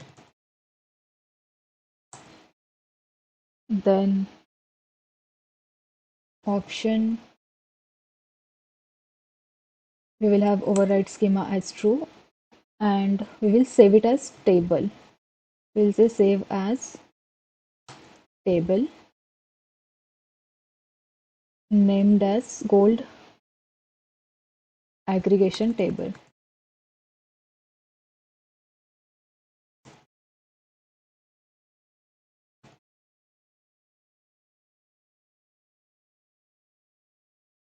So now let's try to run this and let's see if we get that delta table or not.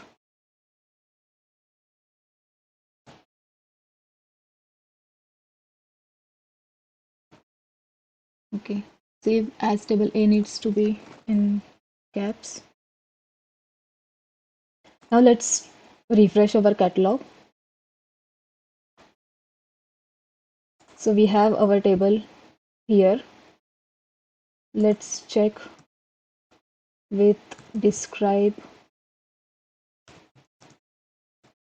table SQL command, and then we are going to describe this table.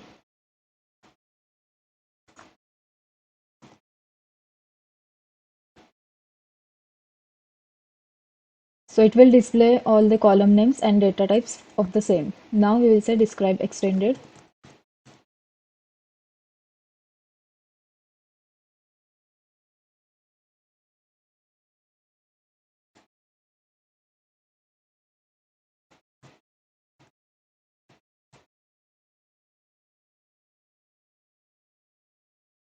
Now we can see more information of the same, where we can see our type is managed, catalog, schema name, table name, where it is stored. So this one is the external location in our ADLS, and it has stored this data under the metadata folder under these tables. So this is the information which we can get using describe extended. Now let's see how we can use deep clone and shallow clone. Now in the shallow cloning, what we will do, we will try to use this command as create table, and we will create one new table under gold schema named as gold table shallow clone, and we will try to shallow our external delta table which is silver table external. And now let's try to run this command. Now if you'll see, it will throw an error that shallow clone is only supported for the managed type. And as our type of silver table external is external, it will not allow you to shallow clone that external table into a new table. So now let's try to shallow clone again, but this time we will shallow clone our managed table. In our case, silver table, which one, this one silver table, that one is managed table. Now let's try to see if it shallow clones the managed table or not.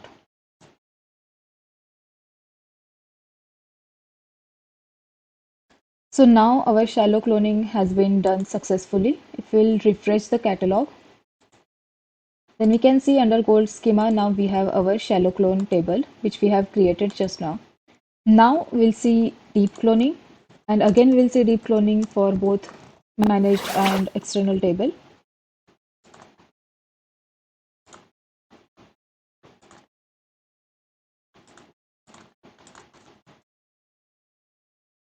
So the syntax would be same again.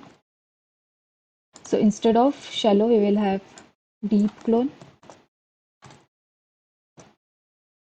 We will change the table name to deep clone. Now we will try to deep clone our external table. Now let's try to run and see.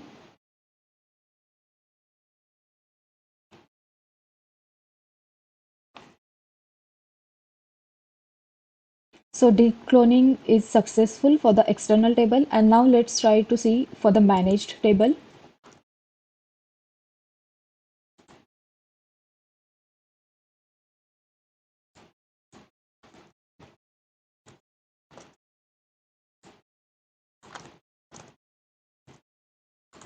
Maybe we will give the name as deep clone 2.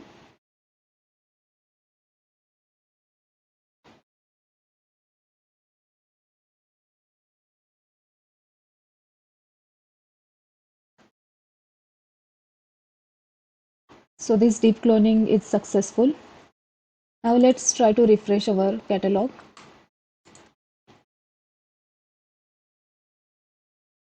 We'll come under gold schema. We can see that all of our newly created tables are present there. Now we will go for optimization, and we'll see how we can optimize our data. So we'll start with our optimization techniques.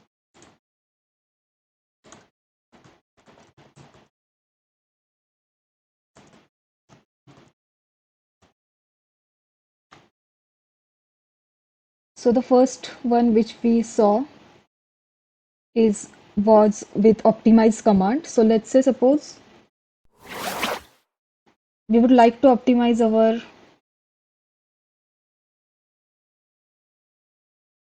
this cold aggregated table, or maybe we will use this deep clone table, then how we can optimize it. So for that, the command is optimize,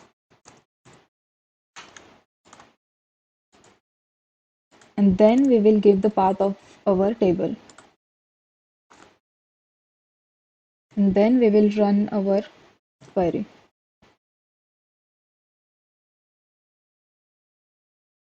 So now it states that our this deep clone table has been optimized. Now let's see how we can use zorder by command.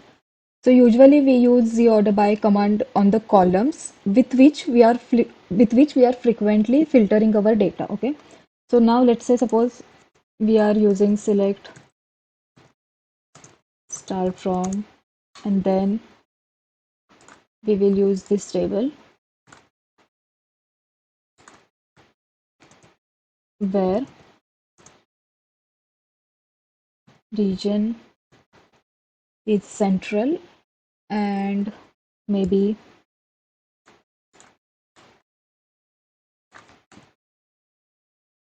order year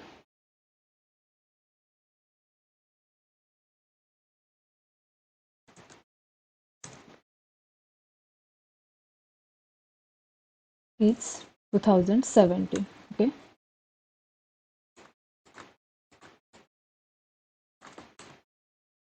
I will run this query.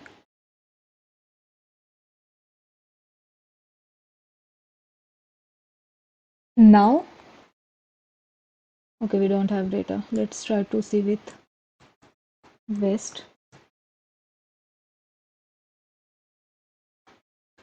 Okay, so we have some data for region West and order year 2017. Let's say suppose for some analysis, I'm frequently using this filter, right? Where I'm putting the condition for region is equal to West and year is 2017. Then for this situation, I can use zorder by command along with optimize on these two columns, which are order year and region. Okay, so now let's try to see how we can use it. So for that, we will use optimize. the same code. Let's copy this first. And here, after using this table path, we will say ZORDER by region, comma, order year. So this is how we can use ZORDER by command. Now let's try to run this query.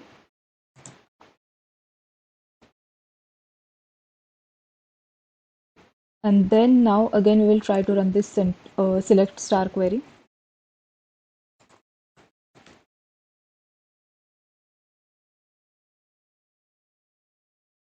So this is how we can optimize our frequently filtered data. So this would be useful in that situation. Okay, right now, like it's just that we have few entries, like around 10,000 entries. But if you have millions of records or data into your table, then in that situation, when you are using this where command, then it is going to take a lots of time.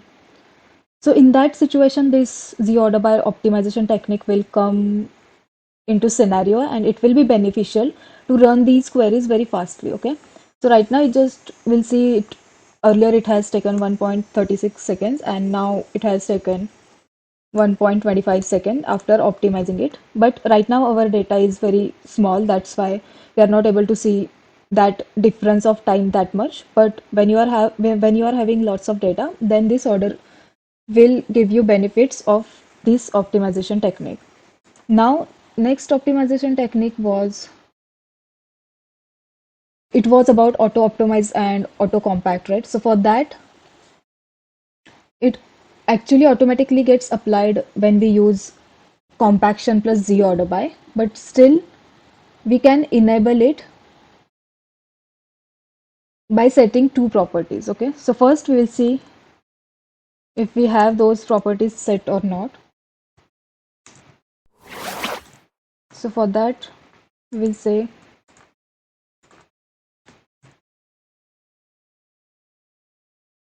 show table properties, and then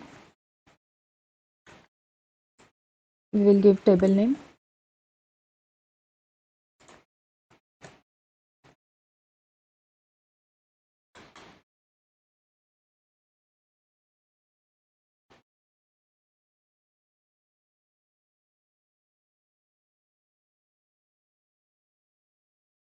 So right now we can see that we don't have auto optimize right and auto compact set as true.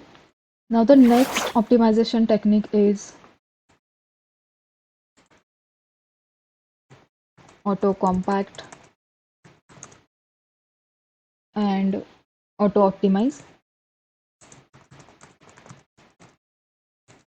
So for this, we need to alter our table where we need to set two flags as true. So for that, what we can do, we'll say first we will use SQL command, and then we'll say alter table, and then we will give our table name.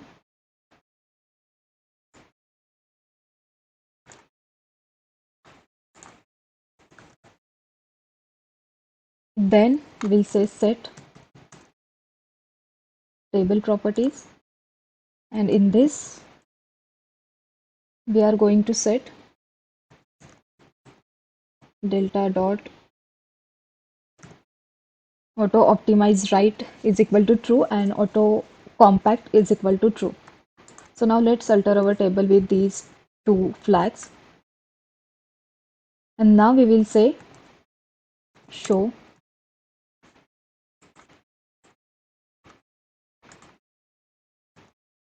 table properties of this table.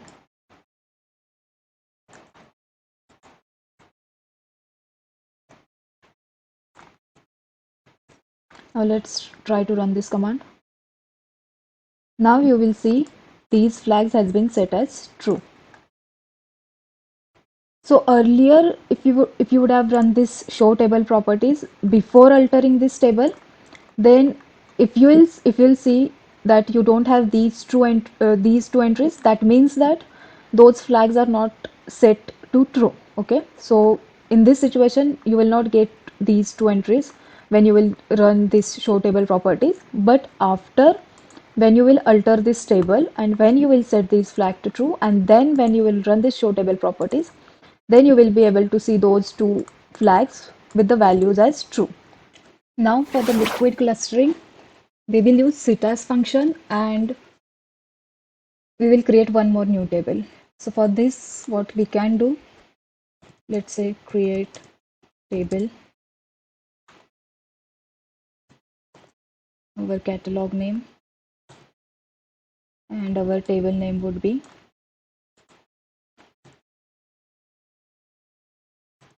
gold table cluster. Then we will first cluster by, if we will use cluster by, and we are going to cluster it by region and order year. So the first one would be region and comma, then we will use order year. Then we will use as select star from gold schema, and then gold table deep clone. So now let's try to run this.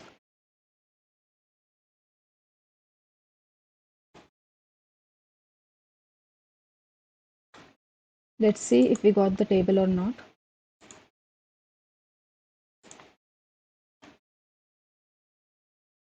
Okay, now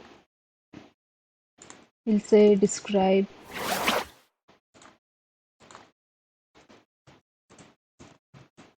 detail and then our table name.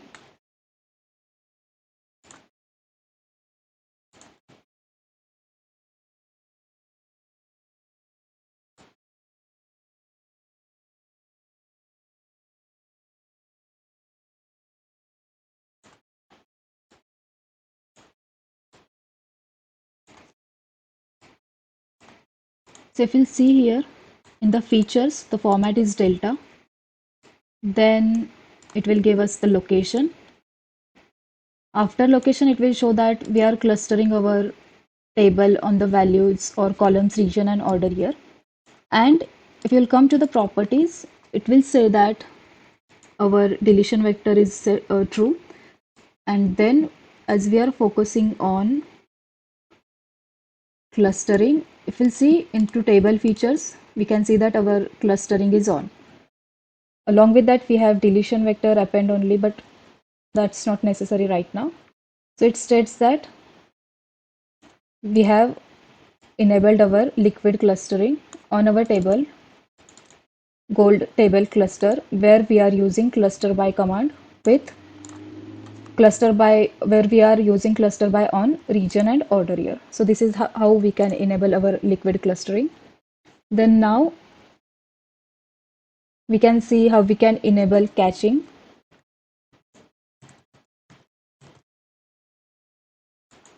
So for that, now let's try to see about caching. So syntax for the same would be spark.catalog.cache table, and then you need to specify your respective table for the same. So the purpose of this using caching is that it stores your data into RAM memory for the repeated queries which we are running. So it will make that super fast. Okay. So as we know that it is very great for BI dashboards and repeated exploratory analysis. So for that we use this caching, and this is how we can enable our caching. So we'll try to run this command. And now this caching will get enabled for this respective table. So this is how we can use this caching optimization technique. Now the next optimization technique is data skipping.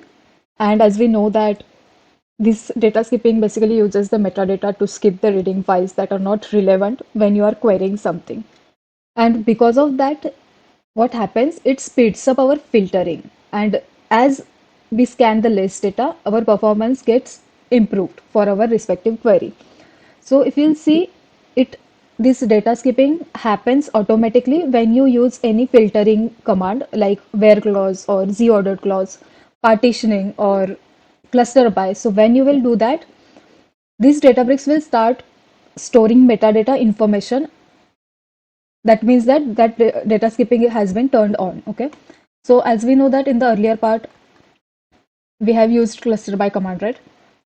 So afterwards, if you see in the table features, along with other features, we can see domain metadata. And with that, we can see we have clustering columns too, and mainly the format is delta. So this domain metadata indicates that our data skipping is getting used and statistic is available, and our Databricks notebook is using that data skipping. Okay. So in our case, it has already started, but even if like still you would like to, let's say suppose that data skipping has not turned on, or you would still like to make sure that it has been turned on, then what you can do, you can set this flag, which is spark.databricks.io.skipping.mandatory is equal to true. So this will make sure that your data skipping has been turned on for sure. So this is about data skipping. Then the next one is partitioning. So for the partitioning,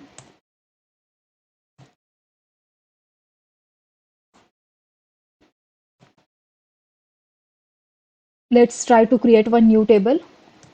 So for that, what we can do, with the SQL command, we will create table, and our table name would be partitioned.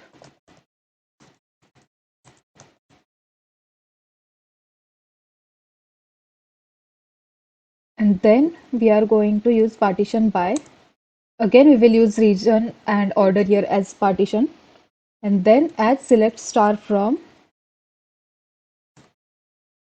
we will use deep clone table. So this is nothing but CTAS function in which we are also using partition by. Now let's try to see if it is working properly or not.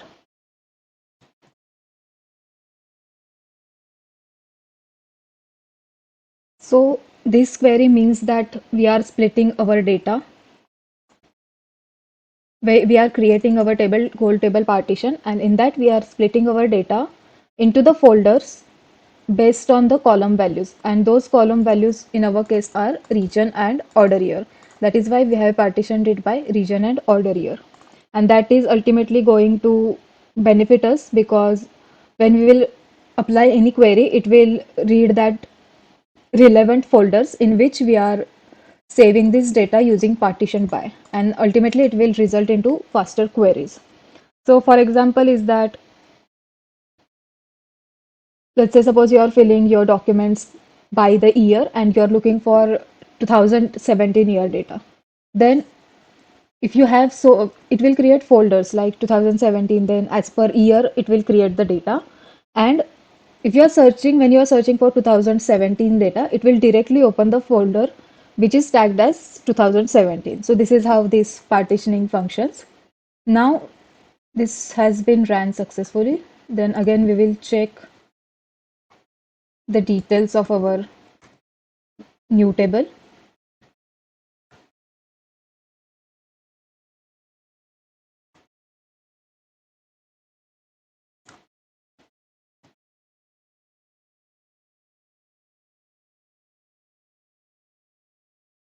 So in this, we can see now in partition columns, we can see those respective columns.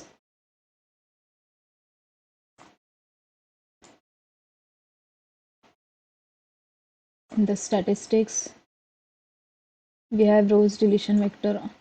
In the table feature, we have append only deletion vector. Here also deletion vector has been set true. Okay.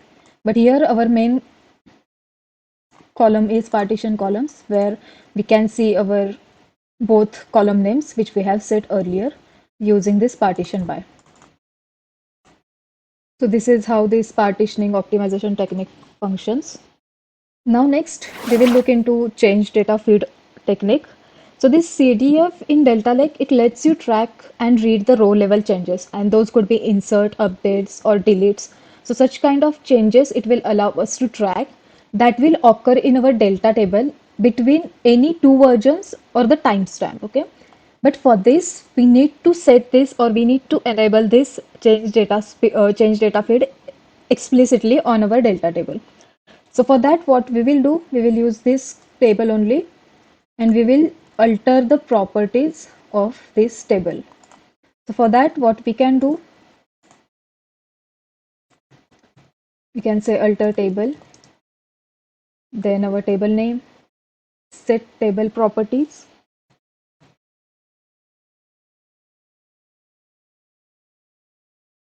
then our property name is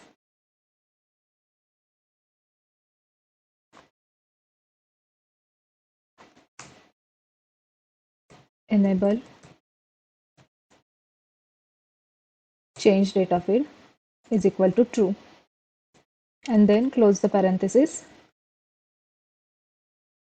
and then we will run this table.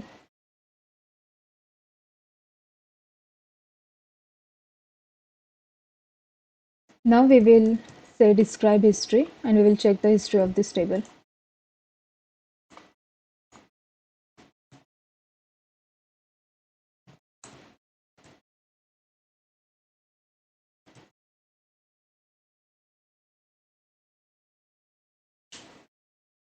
Now here we can see that our set properties, where we have set change data feed enabled, we can see that entry. But if we'll see, this version is the latest version, and when you are using this change data feed, once you will set that flag, then afterwards when you will do any kind of changes like insert, updates, deletes, merge into, copy into, then those entries you will be able to track. So the entries which has happened before this version, you won't be able to track it, but whatever will happen after this version, that you will be able to track it. Okay, so for this, what we can do, maybe let's say we will update one entry to just to check it, like if it is working fine or not. Then we'll say update this table, where we will set maybe category is equal to maybe furniture,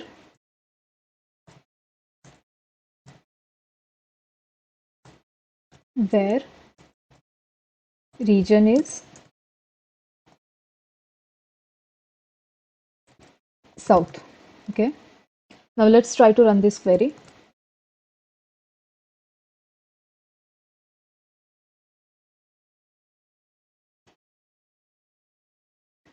Then again we will say describe history.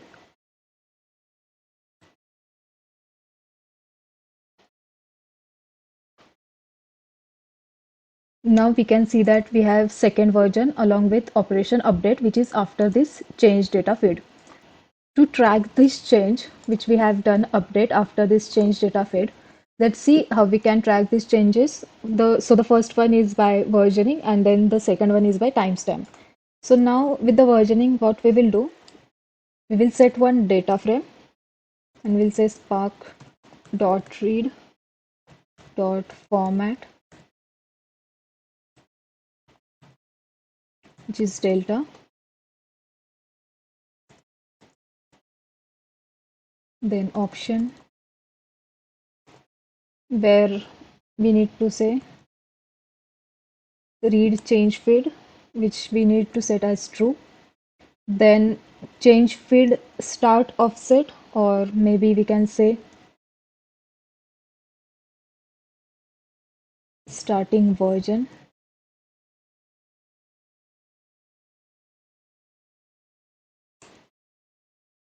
then our starting version in this case would be 1, because from version 1 we have enabled our change data field. Then again option, and our ending version would be 2 as of now in this case, and then we are going to read the table, and our table name is this one.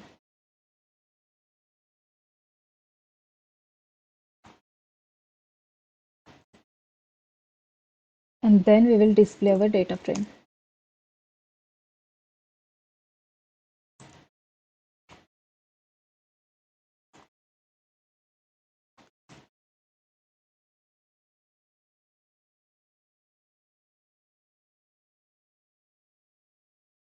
Now, in between this version 1 and 2, we have done update operation, and with update operation, we have updated some queries. So those queries will get displayed here, and then it will show that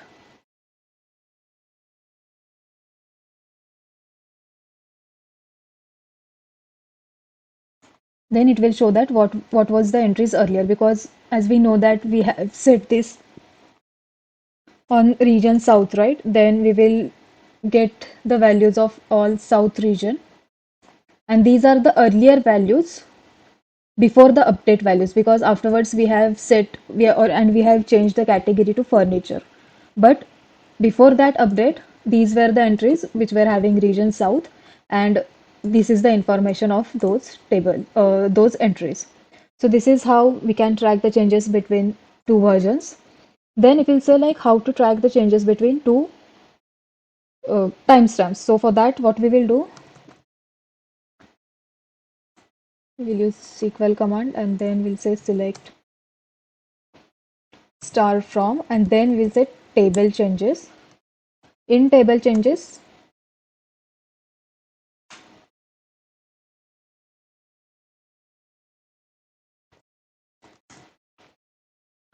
now in this we will give our table name.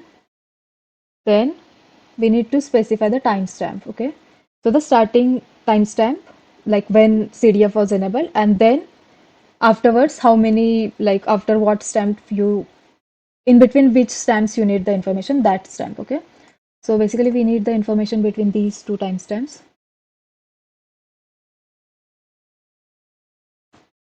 So let's copy this first.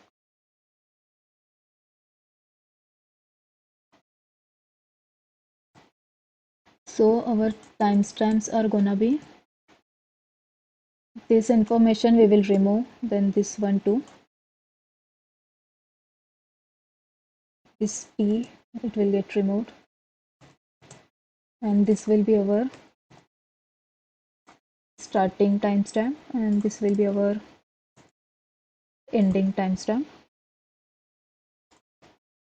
And then let's try to run this query.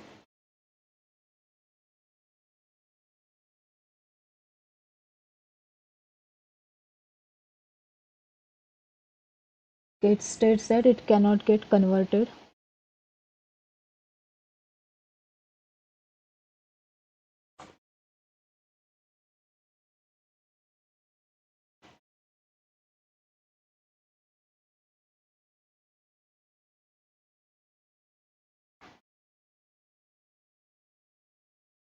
Now let's see how we can diagnose the error.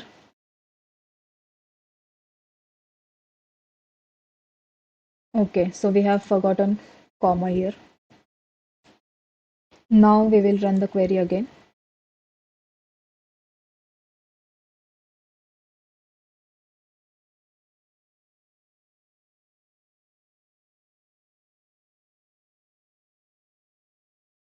It ranges from 2 to 1, which is invalid.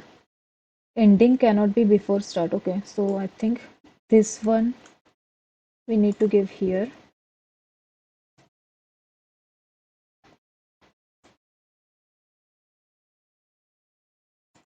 Now let's see.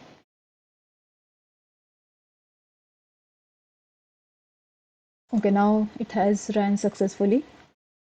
And again, it will show us the same result which it has shown us for the versioning, because we have done only one change, which is update afterwards, and in between those two versions we are checking the information. So this is how you can set the CDF, and afterwards how it will help you to track the changes in between two timestamps or the versions. This is how you can implement that. Now, talking about deletion vectors. So these are set, or these are supported in built whenever we are using Databricks runtime, which is 13.0 plus. So our Databricks runtime is above that, so it should be ideally inbuilt and which has been set as true. So we will use this partition table and we'll check the entry for the same. So if you'll see under the properties, you can see that delta.enable deletion vector, which is equal to true. Even if in case that is not set as true, then there is one way where you can set that table, and for that you need to alter your table. So for that, what we can do, we can say that alter table. Then we can give our table name. Then it would be set table properties. And in this situation, now we will say delta dot deletion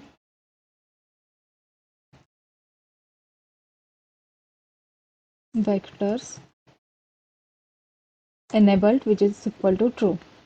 This is how you can set this deletion vector, which is you can set this deletion vector as true. In our case, it is already there, but still I'll run this query, and if it is false for you, then you can change it to true like this.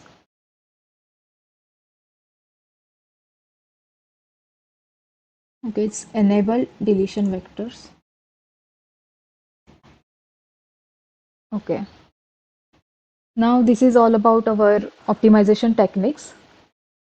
Then we talked about checkpoints. So let's try to check this checkpoint section for our deep clone table.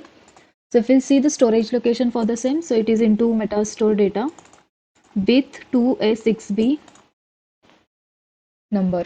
So in our Metastore, it would be 2A6B. Okay, this one. Come under delta log, and here you will see that checkpoint.packet file that has been generated. So by default, it gets generated after 10 commits, after every 10 commits. So the 11th file would be this one, and afterwards again there will be more 10 JSON files, and then again it will generate one checkpoint file format. So this is how this checkpoint functions. Then the next one is vacuum, and vacuum with dry run.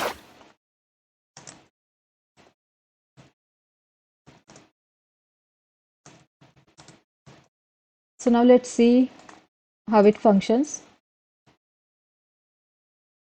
So for this, maybe we will use partition table only. Let's see how it functions. So let's say the default retention period is 7 days, right? Now we'll say vacuum. Then we will give our partition table name, and then we will set it as 0 hours or maybe 10 hours, which is less than 168 hours. So now let's try to run this. Then if you'll see, it is ideally giving you error that are you sure you would like to vacuum these file with such low retention period? And this error has been set by Databricks by default, okay? Now let's say like we would like to override this change, right?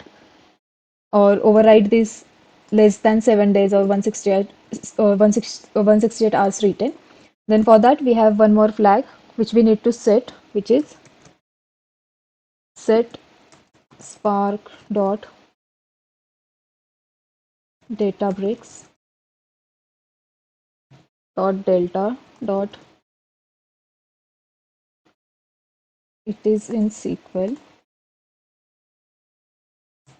delta dot retention duration check enabled. This we need to set it as false, okay?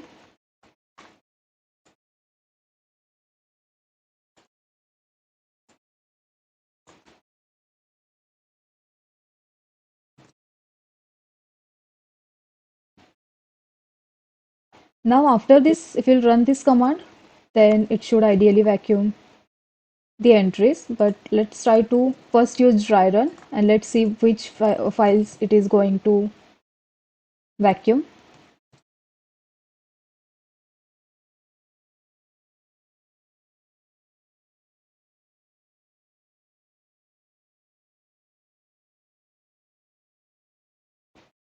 So now it is showing that these many other files which will get vacuumed if we'll run this command without this dry run. So I don't want to vacuum it, but still if you'll remove this dry run keyword and then if you'll run this, then all these files will get vacuumed. But this is very cautious step which you need to take in the real time when you are working on real time projects. Okay. So this is how this vacuum and vacuum with dry run functions. Now we will see how data governance and lineage helps us and how we can use it. Now first talk about this data governance. As we know that we have two types in it. One is row level security and then the next one is column level security. First we will see how ADLS functions. Now for this we will take one example. Okay, so we have created one view from one table and our team who works on this project sits in different regions. Okay, for example, they sit in West region, South region, one team sits in East US region. And in my situation, I would like to apply data governance. And in this condition, I would like to give access of this view to the people who are sitting in this East US region only. So if there is any employee who is sitting in another regions, if that person will try to access this view, then that won't be enabled for that person and he won't be able to see that view. And if I am sitting in East US region, then I'll be having access to this view. So for this we can implement RLS. So now let's see how we can do that.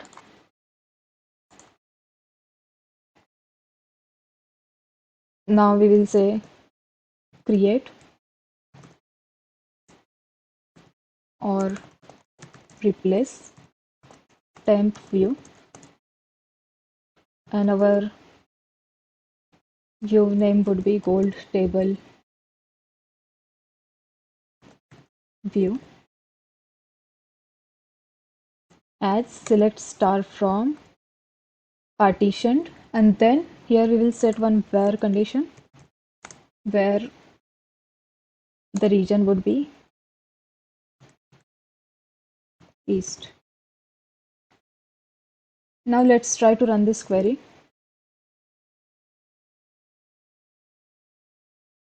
Now it is successful. So if a person now from different region will try to access this view, then it won't be visible for that respective person. Okay. Now the next one is CLS. So this is how our view is going to look like. So view name is gold table masked, in which we are giving all the column names under select. And then if you see here, we are masking our data in three types. Okay, one is full mask we are having, one is partial mask, and then we are also using hash for our masking. So now let's try to view this. Now let's try to execute this view.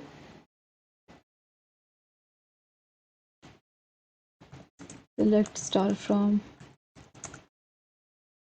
We'll limit this to 100 first.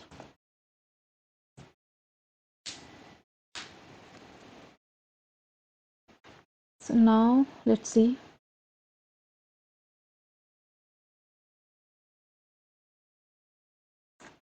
Now let's see full mask.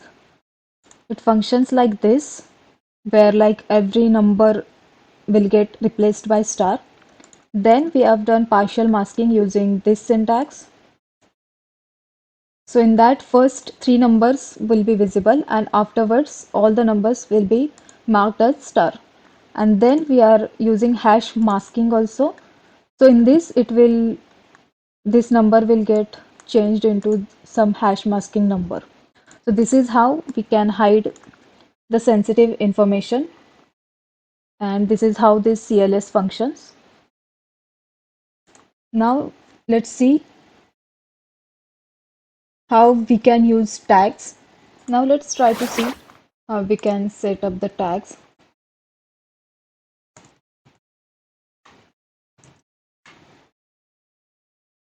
So to set the tags, we have syntax as I'm setting the tag for my goal table partition. So alter table and then I'll give my table name and then I'll say set tag sensitivity and then I'll set the sensitivity as PII. Now let's try to run this. So now let's understand this in a brief, how it functions. So this data classification and setting up of these tags, right? So this one is like labeling your data based on its type or sensitivity. Okay, so we have three types in this. One is PII, which means personally identifiable information. Then we have financial, in which it contains the information like payments, transactions, or salary, such kind of information. It contains into financial. And then we have confidential type.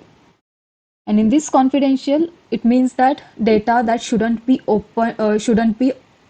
accessed openly to anyone. So that kind of information it comes under confidential. Okay. So now this is how we can set the tags. So these tags are nothing but labeling your data or metadata based on your information, or into your tables or columns you can label this kind of sensitivity. Okay, so now in this situation we have set the sensitivity of this table as PII. So once it is successful, if you would like to check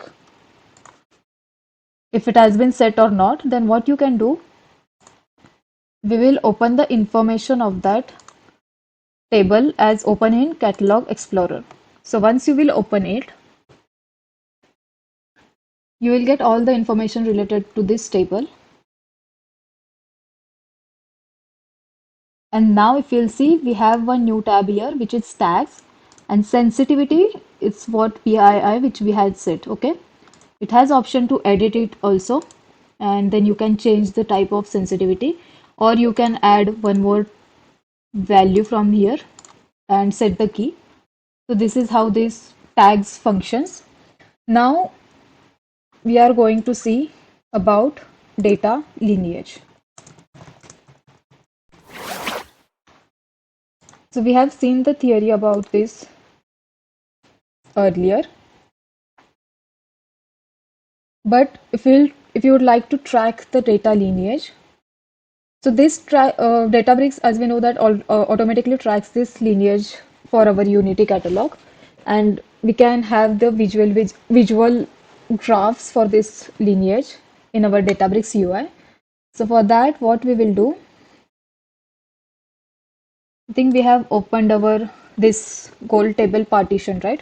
So we have this lineage visualization here. So we need to go to this tab. Okay, we'll go to lineage. Then it will show that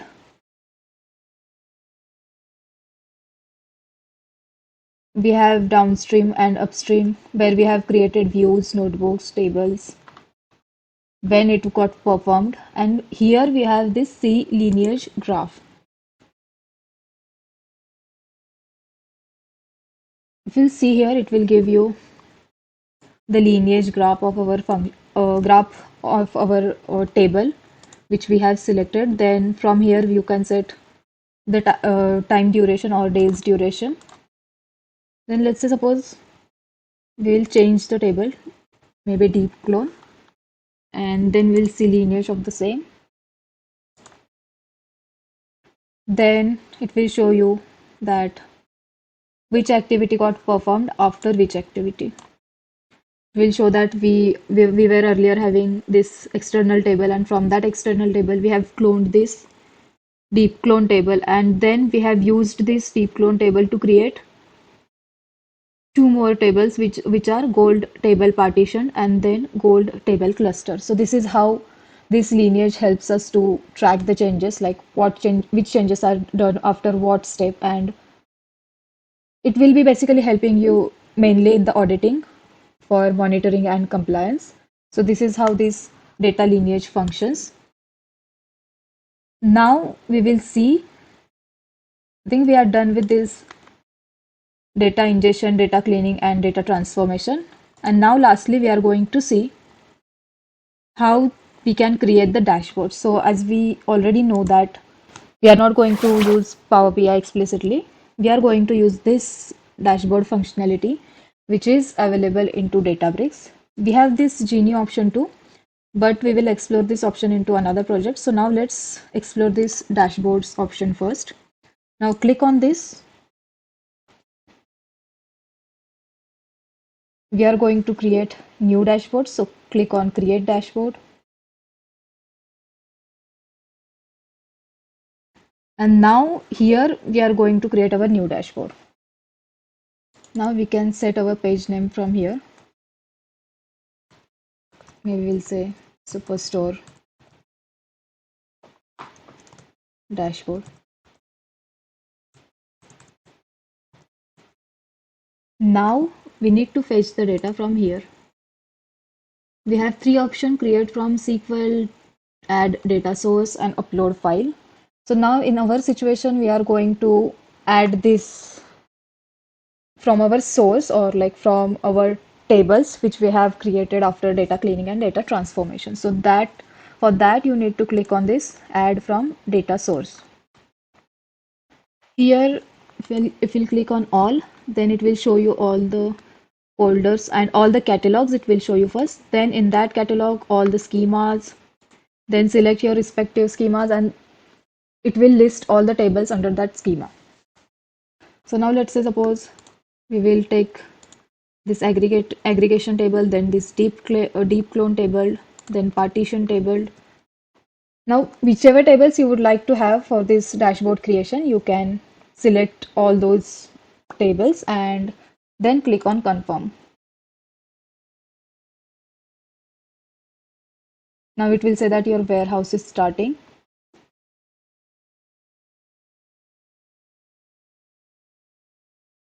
And it is executing the commands, but for this first we need to select our catalog and then our schema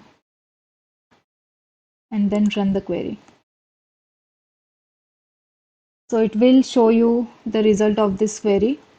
Then let's say suppose we are using deep clone, then we can change the catalog and schema, and then you can run this query, and you can basically these are the SQL queries which you can run, and you can check the output. You can apply where clause too if you would like to have specific analysis which you would like to have.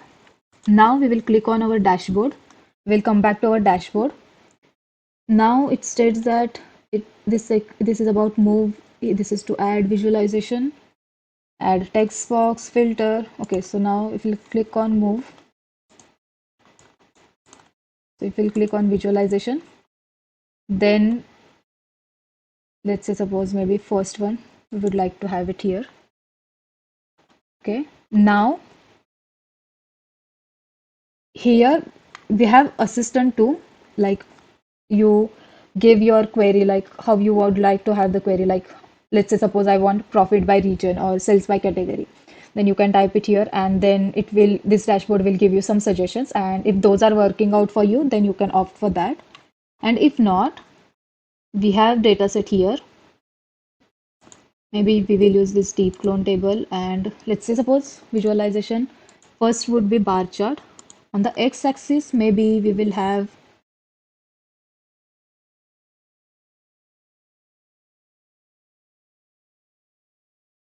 let's do it by maybe order year, and on the y-axis we'll check the profit per year. In this it's right now it's showing sum of the profit.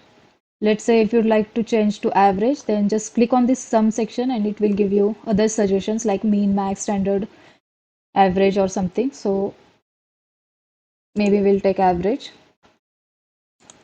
Then color, you can change it from here. Then labels, if you'll turn on, it will give you average profit which we have over here, it will display it.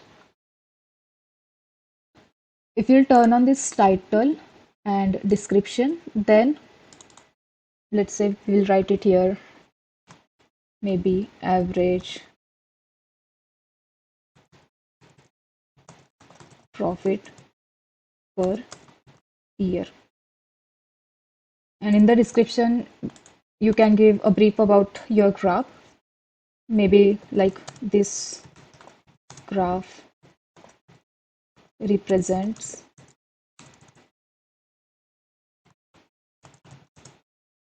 the average of the profit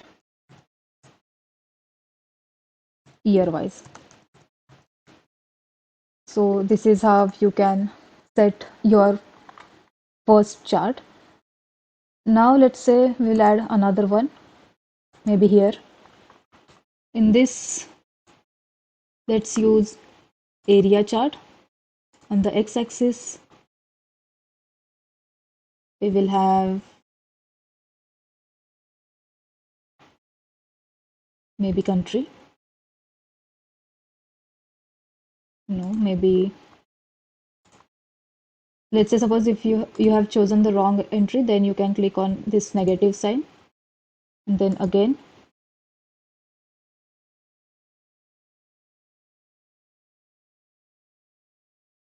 you can say maybe region, and then the y-axis we will have cells per region, and here maybe we will go with sum of cells only. Okay, then color you can change it from here.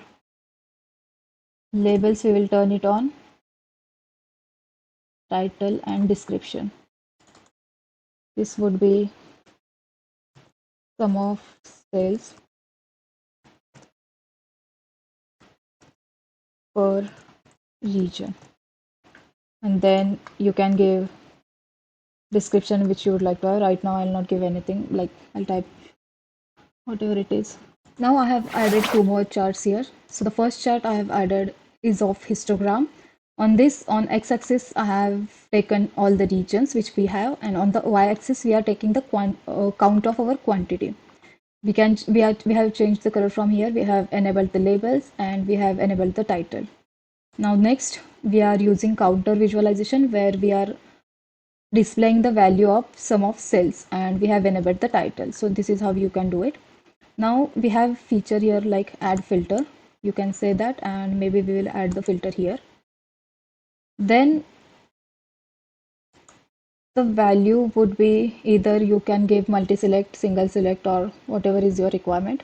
Let's say suppose in our case we'll say multiple values. Then fields, in the deep clone maybe we will give the field as category, and default value, it will say that if you would like to set any category as default value, then you can set it. If you would like to select all, then say all. Okay, and the description category is fine for me. Now let's see if we'll change the category to furniture, then these values are also getting changed. If we'll change it to technology, then if you'll see these values are changed. If we'll select all, then it will give you information about all. Now if I'll select this blank area, then we will get settings section. From here you can select if you would like to have light mode or dark mode. Then the color of your background, what would be the font color, you can change it from here.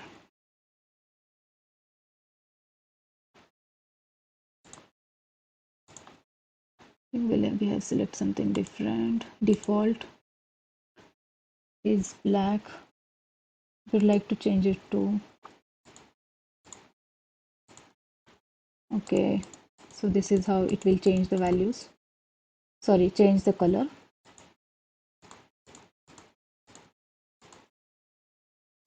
You can select whichever is suitable for your data. I'll go with the white one as of now. Background also you can change.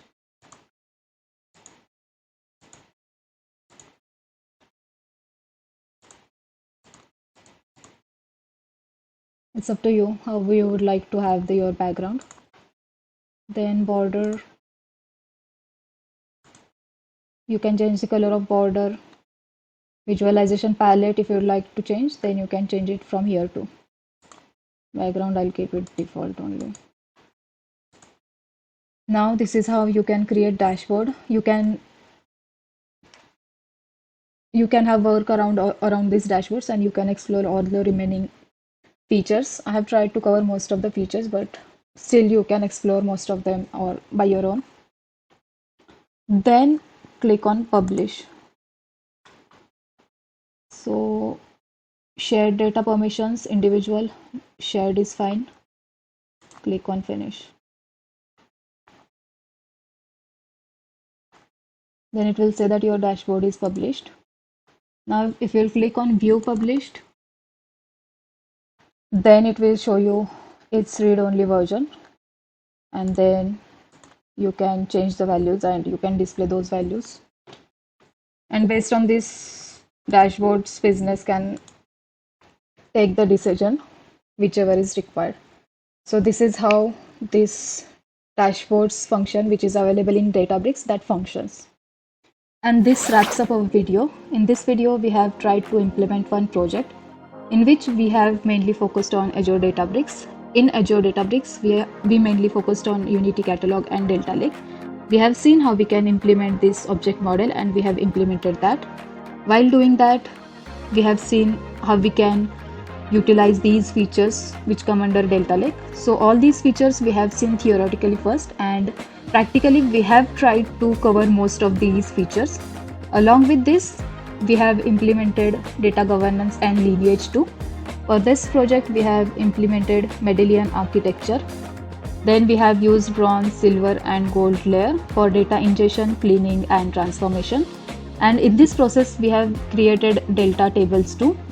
And then lastly, after our transformation, we have used these delta tables for delta visualization. So we have done this visualization using dashboards section, which comes under Databricks. In that, we have seen how we can create different charts. We have created few charts and we have seen how to create it. And then lastly, we have published those dashboards. So this is how our project looks like. In the next videos, I'll try to come up with such more projects. So if you have liked this video, please please hit a like button and subscribe to Data to Crunch. I'll try to come up with such kinds of videos more. Until then, keep crunching the data, and thank you so much for watching this video.